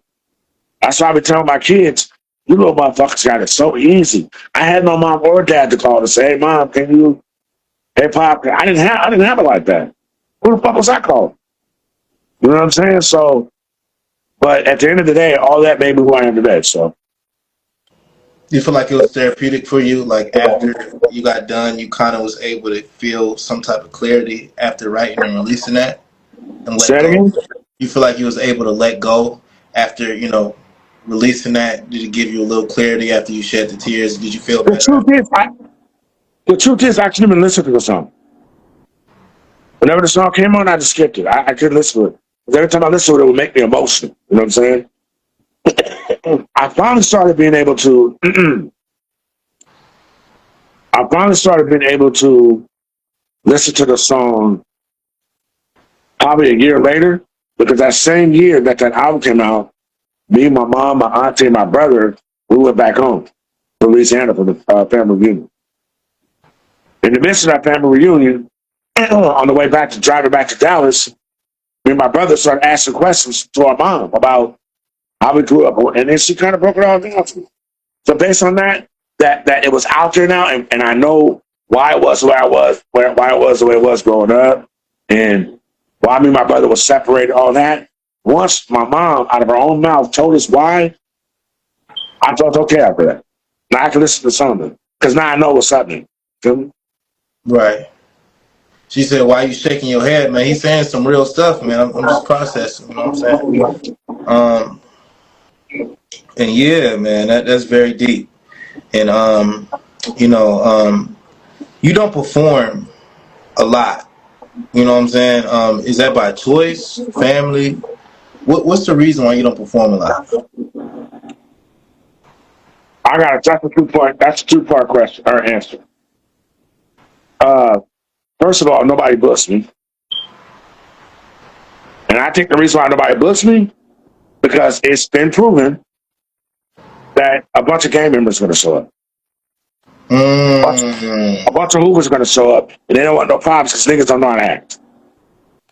Believe it or not, when I get booked for shows, I tell the promoter, do not put my name and face on the flyer. Let me just show up. Because they see my name, it's going to attract a lot of crips. They're going to come. Whether it's the ops, whether it's the homies, it's going to attract a lot of homies because they want to come meet me or support me or maybe even start some shit with me. I don't know. So that's the cons outside of the pros on why you don't see me perform very much. You know what I'm saying? For one. And another thing, motherfuckers don't want to pay. I'm not doing that for free. That part. I'm not doing shit for free, period. Don't call me up talking about this is for promotion. This is for I've been in this rap game for 30 years. What the fuck am I promoting? Right. If you want me to perform, you gotta pay. If you ain't got $400, I don't know what's wrong with you. I only charge $400 for a verse. I only charge $400 to show up. You ain't got that? What are we doing? What are we doing? Niggas rent out a hall with no proper permits and think that they're a promoter. Think that they're a manager. Get your business straight. You know what I'm saying? You don't want to pay me $400 to show up over a verse, but you want to pay $500 for a beat. You want to pay what is pay every nigga $1,000 to perform now. Let me talk about this because it's on my mind. I'm gonna get it out. I'm trying to change the narrative, and I'm not getting no help. What I mean by that is, back in the days, niggas wouldn't do certain songs for certain niggas because of certain reasons. You know, politics. Well, I'm trying to change that. I'm doing songs with blood homies, TD homies, suburb homies, suckers. You know what I'm saying? Because now I'm opening myself. Like, you know, I don't care what your background is. Let's just collaborate. I'm trying to create that movement within the city. That's the reason why my city ain't going where it's supposed to be going, where it should be going. But everybody want to be Suge Knight. Everybody want to be Suge Knight, and everybody want to be the man, which is okay. But don't believe that you could do it by yourself because you can't. You know what I mean? No. So I'm reaching out to the bro. I hate to throw my ego out there, but if I'm asking you to come get on a song with me, nigga, that's a privilege. Mm-hmm. You better take that as an honor. Mm-hmm. You know what I mean? And it's like, and me and my partner, Holly Pooh was talking about this earlier. I'll be watching these local ass podcasts, and they be having this person, that person, this person. I'm like, damn, anybody call me if they ask me to get on the podcast. I guess I'm a nobody, huh? Yeah, right. What it is they don't like the energy that comes along with fucking with me. And that's okay. But I'm trying to change it. I'm trying to change the narrative of that. You know what I'm saying? Would you call me or you want me to come get down? I'm not gonna have a bunch of Hoover niggas behind me. I'm by myself. I rock by myself. You know what I'm saying? So the pros and cons about booking me is I'm gonna give you a great show. I'm gonna give you classics, songs that people are gonna sing along. Con, I can't help you who shows up. What can I do? You know what I'm saying? So that the reason why I don't do very many shows is because they don't book me because they're afraid of what the industry is. They don't want to pay. Also, it's kind of my fault too because I've been concentrated so much on this football shit that it kind of took me away from my music. Because I've been so caught up in football. I do a turkey bowl every year, or I did, for 12 years straight. My football program, Pack Highway Chargers, Bulldogs, and then Pirates. I've been so wrapped up in my football program for the boys and girls that it kind of took me away from my main passion, which is music. So there's a lot of things. It's not just scary promoters and cats that are cheap and don't want to pay. It's kind of me too. You know what I mean? Because I've had opportunities to do performances and I turned it down because of my obligation to my community with the football program and the cheer program for the girls. So it's not just them, it's me too.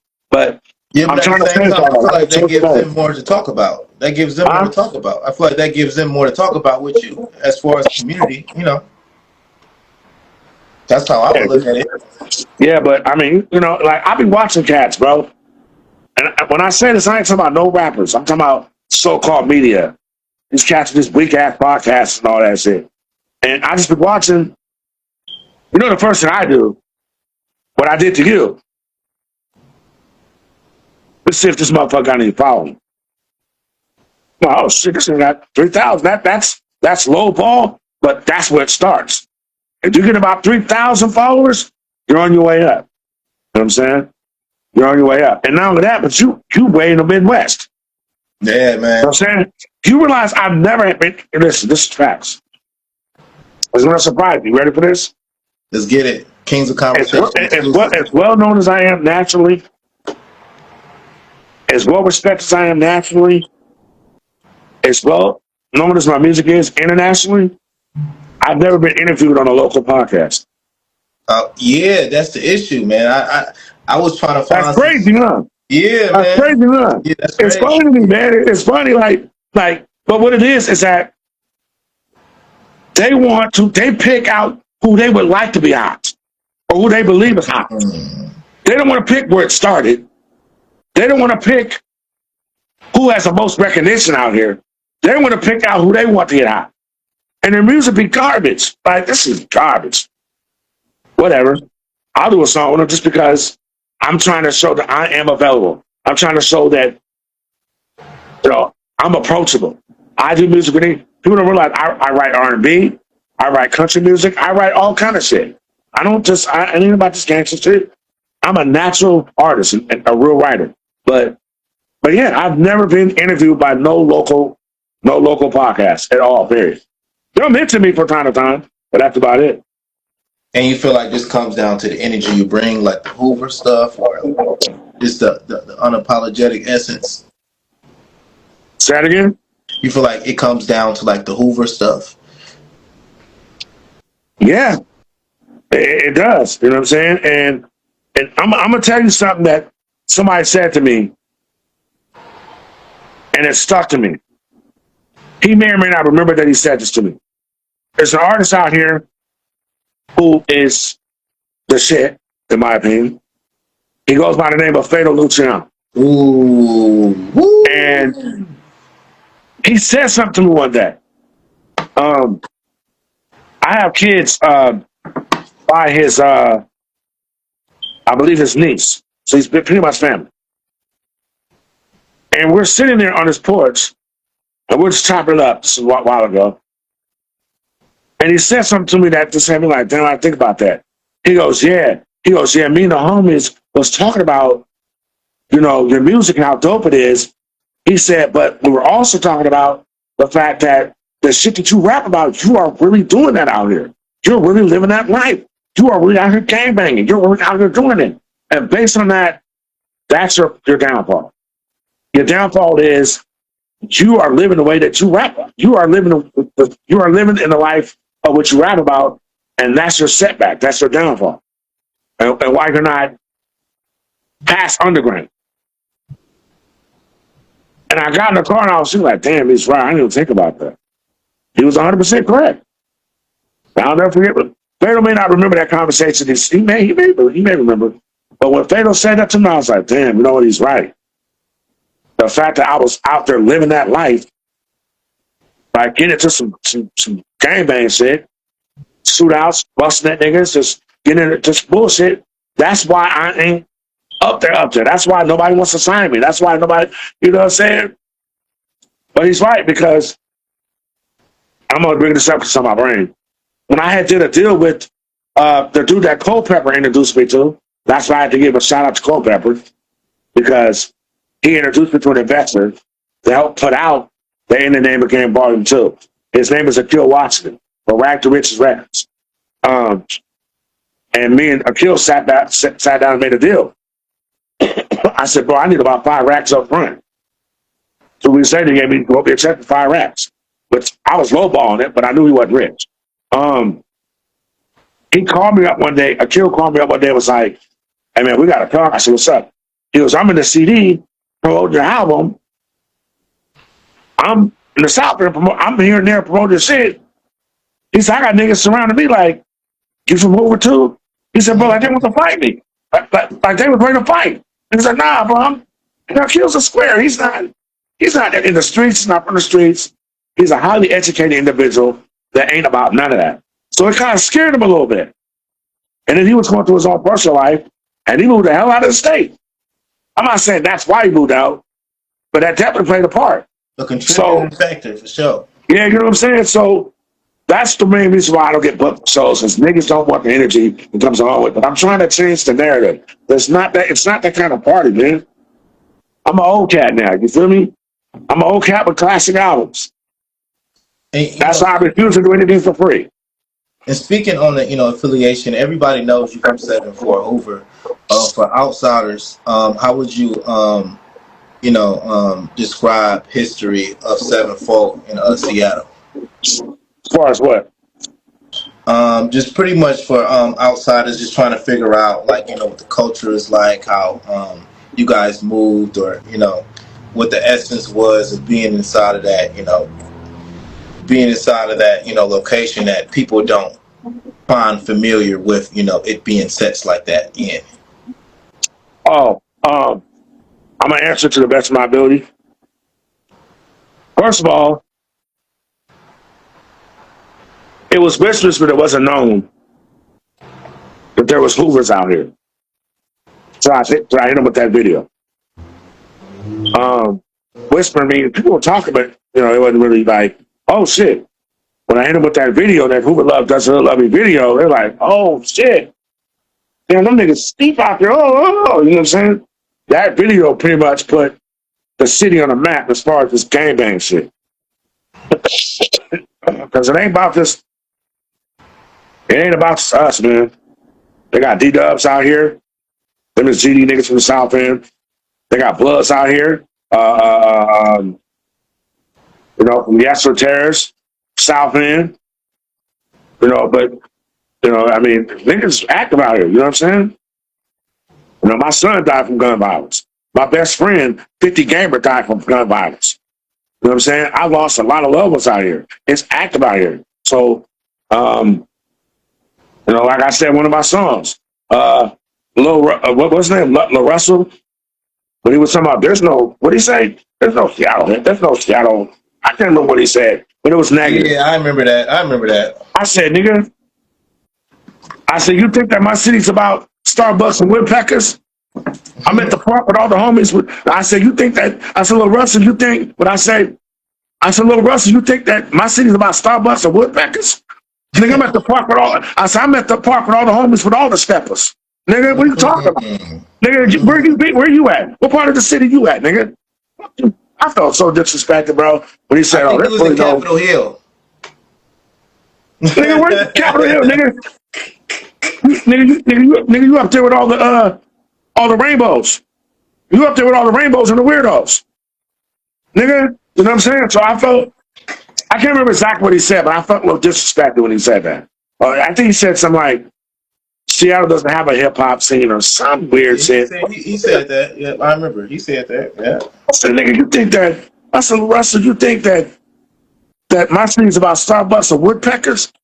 Nigga, I'm at the park, nigga, with all the homies, with all the steppers. Fuck is you talking about, nigga? You feel me? No, for Fuck real. me, nigga. So apparently, like people were saying in the comments when he said that, apparently you had done enough homework, bro, for you to be saying some shit like that. So, but anyway, but yeah, I remember when Messi Marv got his mic snatched in Seattle. Shout out to Mess, but you know, it definitely was a lot of politics going on. You know, that's fucked up too, man. Because yeah. it was one of the homies that did it. Okay, so you know about that. Okay, all right. Yeah. Yeah. And 2 weeks before that, when he was up here, we did a song together. Cool, That's Mess. it's on the status out. Yeah. Oh yeah, he was on that. He was on Yeah, that yeah, album. yeah. I don't did songs with many niggas, man. Mass, nigga. I got, my catalog is ridiculous, which is why we're on this interview in the first place. And I appreciate you for that. Absolutely, man. But long story short, from being long, it's active out here, man. I'm not glorifying that. I'm not promoting that. I'm just saying, you come up here thinking it's, hey, don't come to Seattle thinking shit's sweet. That's all I'm saying. Don't let all these white folks fool you. Because we got some white boys that are active too. Yeah, don't get it twisted like a licorice. We got some white guys. You familiar with You know what I'm Redhead saying? Steve? Huh? Redhead Steve? Oh, Redhead Steve is a rapper. I'm talking about gangbangers. Okay. Redhead Steve, that's my guy. He's a rapper. Okay. Yeah. He, Because you know how we come off on his music. yeah, but he as far as the rap scene, Redhead Steve grew up with me, 151. He grew up in my era, basically. And that's why he'll always get respect from me, man. Like, you know what I'm saying? He will always be respected, man. Nobody can say anything negative to me about Redhead Steve unless they want to fight.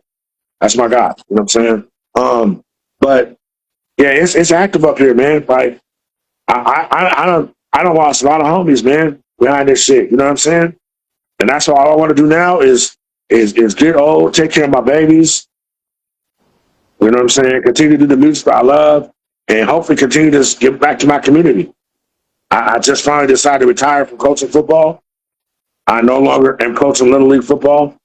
Now, if they come at me with a fair opportunity or a nice opportunity, I might do it. But for right now, I'm retired. So, What's the difference between gang culture in Seattle and Los Angeles? it's not territorial up here. It's not territorial. There's territories where certain homies be at, but it's not territorial as far as don't go there or this will happen. Don't go there if you're this because this will happen. In LA, it can happen any moment. It will happen just like out of nowhere. Up here, you kind of know what's gonna happen. You kind of see it coming. You kind of know what's up. You know what I'm saying?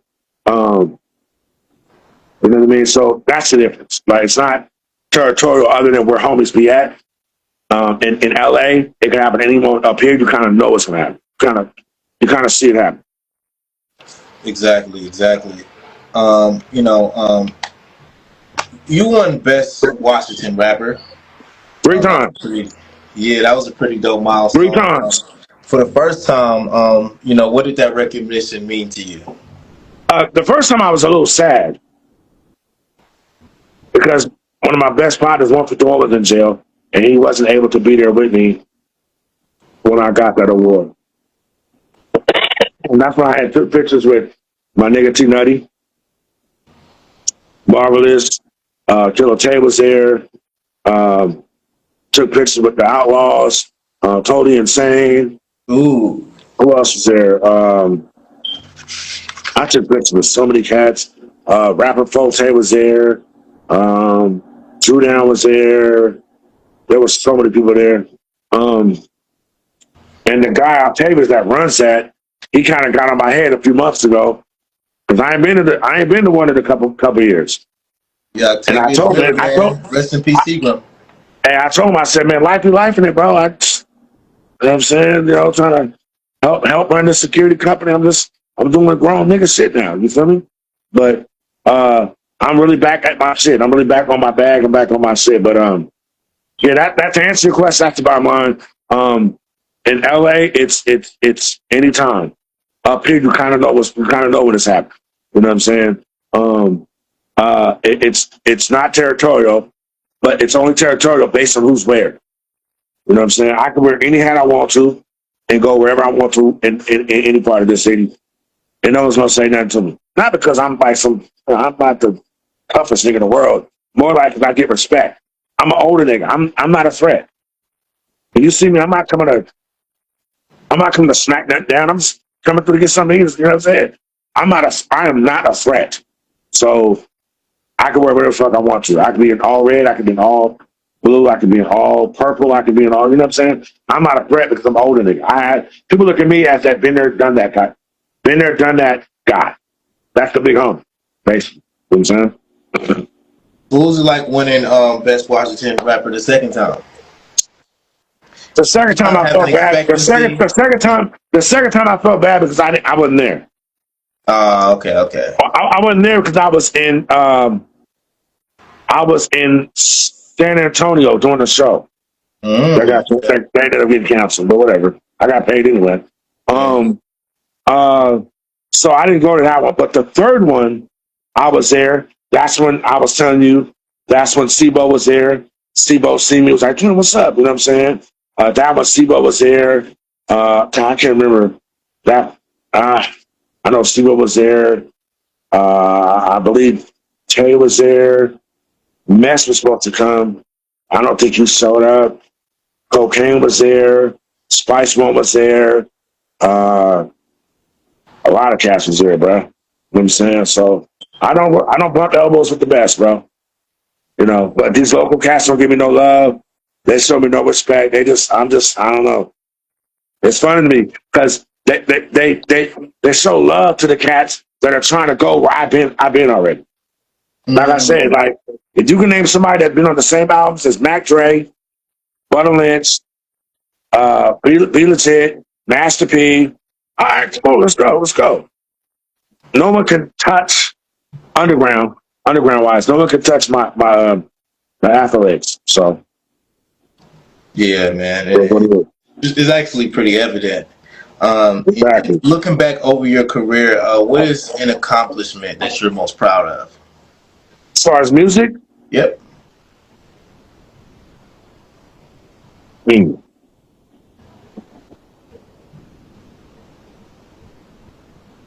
able to be in a position to where I'm recognized, and I don't need to be a rapper anymore. Okay. I'm an artist now. I'm no longer a rapper. Right. There's a difference.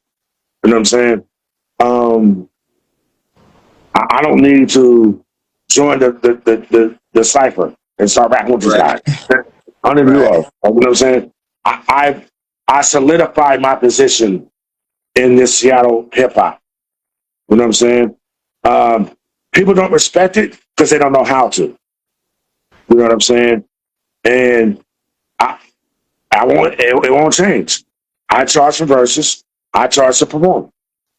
I have earned my right to do that. I've had people tell me I should be charging way more, but these niggas are so goddamn cheap. But I bet you if I was from Sacramento or the Bay Area or LA, how much? 1,500. All right, come on. But just because we sat in the same classroom,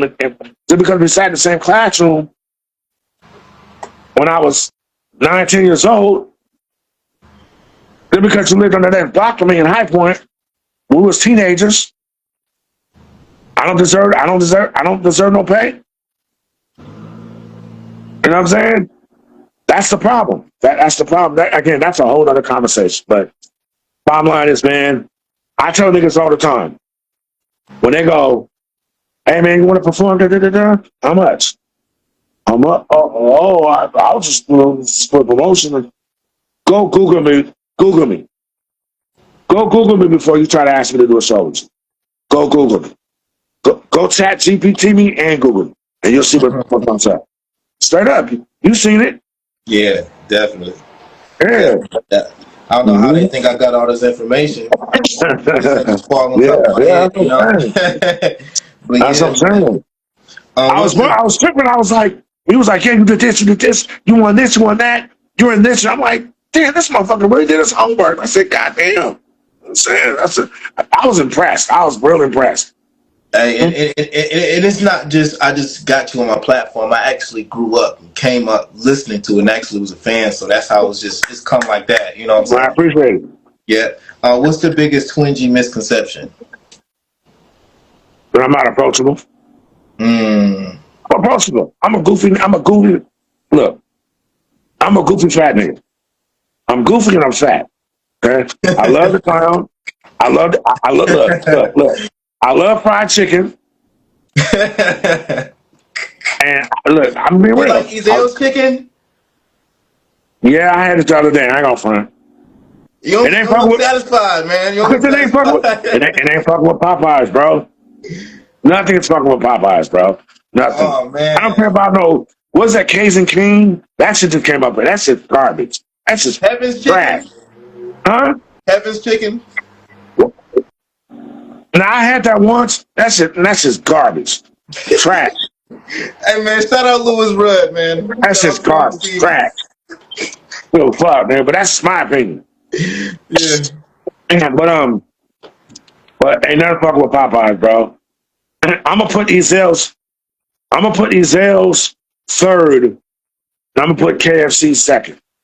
Wow. Okay, so what's your favorite Seattle food spots? Food spot? Uh, what is it called? Damn it, I don't want to get the name wrong. It's a Hawaiian spot in the north end in Seattle, off 5th and 65th, I believe. Starts with a K. Somebody knows it, say what it is. It's a Hawaiian spot, and they sell everything, man. My other phone went dead. I look it up real quick, but actually it's not. I'm gonna look it up for you. Give me a few minutes. I have an answer to that. But that's my favorite spot. My second favorite spot is in Tacoma, Southern Kitchen. Okay. Shout out Tacoma. You ain't never ate there? I never been to Seattle or Tacoma. Oh shit! Well, you can represent Tacoma. Like, you got family up here or something? Well, actually, I'm from a street called Tacoma in Cleveland, so it just resonates well with me. Yeah. There you go. Okay, got you. Okay, so you've been in Cleveland, and you've been hip to my music, huh? Oh yeah, absolutely, man. That's Yeah. what's up, man. I just found it interesting once I realized our area codes had a similarity, so that Mhm. kind of made me start seeing what was going on. Because I used to be like Seattle, man, nah. But then I figured out, the Squeak Nutty Bugs, the Twin Yeah, yeah, Peaks, yeah. I find it interesting that I've had plenty of podcast interviews. You know, one cat in L.A., Texas, New York, Cleveland, but Cleveland, I've never had a local interview before. Never. Seattle. What are we doing? Seattle, I don't know, bro. Seattle. They What are don't we fuck with me like that, bro. Are you It's funny. I think it's funny, but it is what it is. I just keep doing my thing. It ain't nothing. You know what I'm saying? Yeah, I just can't wrap my head around that. That's crazy, man. That's blasphemous, man. What Yeah. advice would you give today's artists? Nothing. I ain't giving no advice. Nobody gave me no advice. Figure it out. Nah. On a serious note, just keep working, man. Don't get caught up with what everybody's doing, because you're gonna be sounding like them. Don't be caught up in what so and so said, because then you put your energy somewhere where it shouldn't be. Just keep working, keep doing your music, man. Something's gonna pop. Something's gonna pop. What you don't think it's gonna pop will pop. Trust me. When I did Don't Front, I did I was gonna pop, but the song was so popular I had to do a video for it. When I did Who Would Love, I didn't think it was gonna pop. I didn't think like, oh, this is the song. Let me do it. No, let me just do a song of this one, and it popped. Now I'm not able to make a living off my career, but I'm able to sustain an income off my career. Now I won't do nothing for free, nothing. Period. You know what I'm saying? except for this right here, because my guy, I was so impressed by how much homework he did. I said, let me just do this. I'm impressed. I I appreciate it, appreciate brother. that. I appreciate Appreciate that. I'm sorry. I just can't get over the fact that the Seattle platforms isn't it. really doing it. That's irritating me, man. Like I've real never talk. Like, had an interview by Seattle so-called media ever.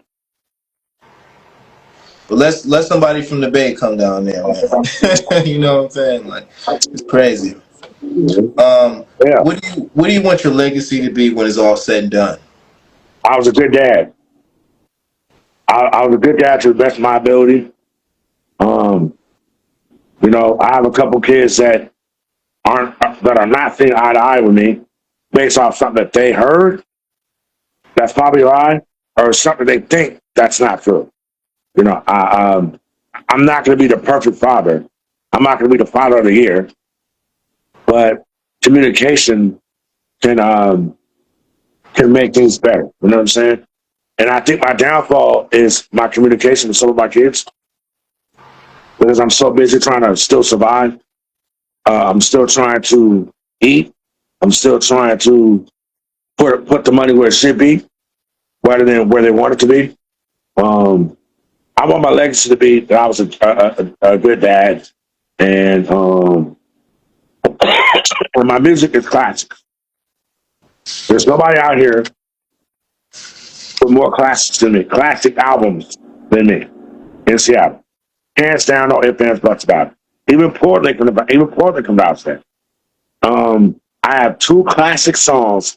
I need a strike 3. I need one more, and I think I have it. And it will be out, but it will be out at the end of the year. My plan is just King of the City. My plan is to hit y'all with a single because I guess that's what it's all about now, singles. And I'm gonna let that single do its thing while the album's getting pressed. Yes, I'm going old school. I'm gonna be pressing up and getting mixed and mastered. So Yeah, and you the first Seattle artist I ever seen to turn his Space Needle into a microphone. So I just got to give you your flowers for that one, man. For being yes, sir. a true trailblazer and pioneer in Seattle rap. Where does I ain't got no tattoos. I was thinking about making that a tattoo. Yeah, that'd be pretty dope, man. Yeah. Man, so yeah, man. What's one thing that fans still don't know about you? Uh, I'm goofy. I'm a goofy individual, man. I love to laugh. I love to talk shit, especially when it got something to do with football. No way. You know what I'm I know you saying? was happy this year, man. Yeah. I kind of figured it was gonna happen. Me too. Um, uh, a lot of people don't realize I've been a football coach for 20 years. I was also a high school head football coach out here. I was a head high school football coach out here. In 2023, I won Washington State Coach of the Year. Oh wow! So Uh, not only artists, you won the coach too. That's pretty cool, man. Yeah. it's like people, I don't get no, they don't give me no recognition out here, man. Like basically, everything I touch, I get an award for. I touched music. I won Best Watch Artist 3 times nationally. Not none of that local shit they be doing. And by the way, again, that local shit that they do, what is it called? Seattle something awards for some of our music.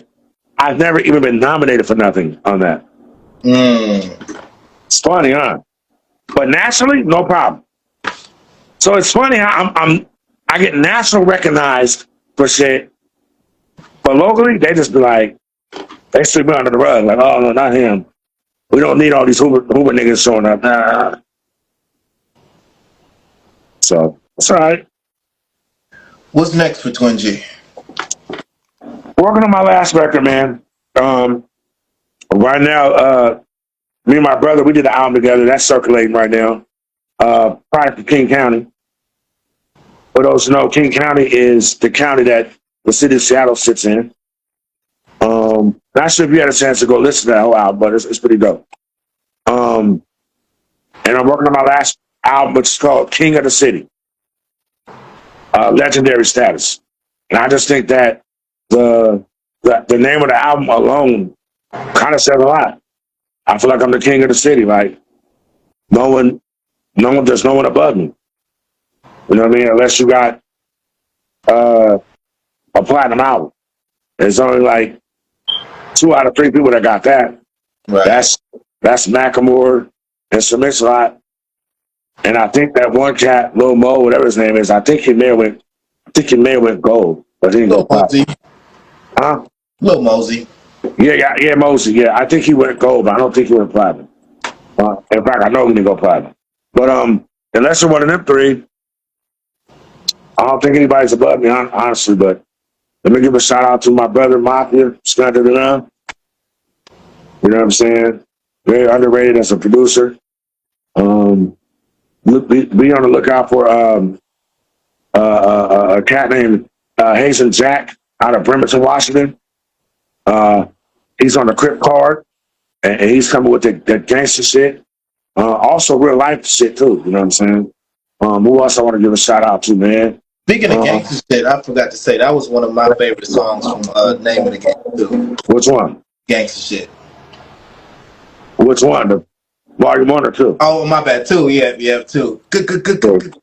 Yeah. Shit. You know that only happened like that because I couldn't come up with a hook. Oh wow. So you So I literally just started thinking that, and it worked. I'm saying, right. yeah. So and who else I want to give a shout out to, man, because they fuck with me. Cassie D. Yes, man.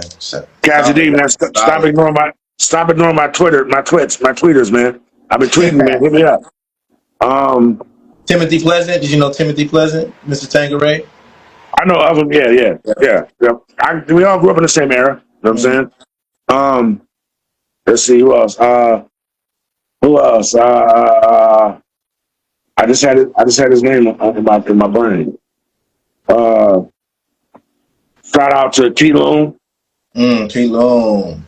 T-Lone, that's my guy. I was just talking to him for a minute on the phone. T-Nutty. Not Factor. You know what I'm saying? So you interviewed T-Nutty? Nah, but that'd be a dope interview though. Yeah, just reach out to him, man. Yeah, I gotta put him on Instagram. Reach out to him. I haven't interviewed anybody from SAC yet. Man, that's easy, bro. That's nothing but a DM away. That's all that is. That's one thing, man. Sacramento artists, they don't be on no Hollywood shit, bro.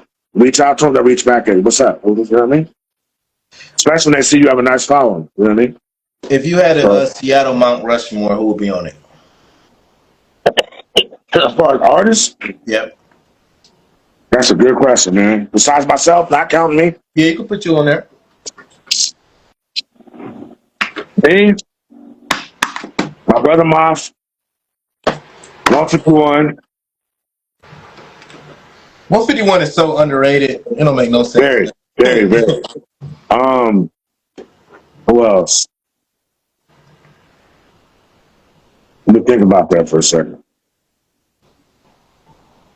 I would say Psycho, but he really from Portland. And not only that, but he don't really rap like that. He's more of a producer. Yeah. I mean, he does rap, but he's more known for producing. Yeah. Who can get that number one, that last spot? And then, I mean, people say mix, but I mean, everybody know mix. You know what I'm saying? I think it ain't fun if you had mix, because it's like, we all know mix, you know. The thing is, mix a lot. His consistency was before our time. Yeah. People don't realize Mix has like 4 or 5 albums. By his 3rd album, he blew up. You know what I'm saying? So, no, it's 4th album, 1 or 2, whatever. But he had 3, 4 albums before he blew up. A lot of people don't know that. You know what I'm saying? Did you like the Seattle backpack rap scene? You know, the Ghetto Children's, the Source of Laborers, the Tribal. You gotta talk to my brother on that. I don't know nothing about none of that. But my brother, he's a backpack guy. He knows that is his thing. Yeah. You know what I'm saying? That's what separates my brother from a lot of artists. That's his world, but he can get in my world too, like with the Lack of Respect out.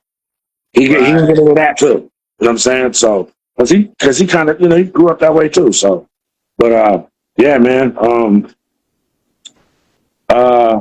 Trying to think who else did I put on the last I know they're in my head. I just can't think of off top. Do they have to have an album out or have had an album out? How about I'm this? gonna. Robert Redwine. I got you. You know who will make that Rushmore that ain't out there the way he's supposed to be? Who that? Frank. Frank. There Yeah. you have it. There So you have it. that's my Mount There Rushmore. you have it. Ooh. Frame was filthy. Imagine if all four of us did a record together. That would be crazy, huh? That'd be juiced up like well juiced. Yeah, that'd be crazy, man. Yeah. So, anybody want to listen to my Frame, shit? man. Frame. Yeah. Anybody? Anybody want to listen to my shit? Go to YouTube.com/ at Seattle Twin G. Seattle TWIN uppercase G. Seattle Twin G YouTube. You know what I'm saying? And all my shit will pop up. And make sure you subscribe. I'm reinventing myself, so don't let the subscriber fool you. Even though there's only probably about 200, but there's only 200 subscribers because I just started the channel like a month ago. So 200 is pretty fair for it to only be 4 weeks in on that channel. So yeah, man. Stay tuned, man. Make sure you send me a copy of this, man. I'm gonna put it on the channel. For sure, man. I got you, man. It was nice having you on, man. Yes, sir. Appreciate you for having me, man. Absolutely, man. Have a blessed night, all right? Yes, sir. All right, let's get it.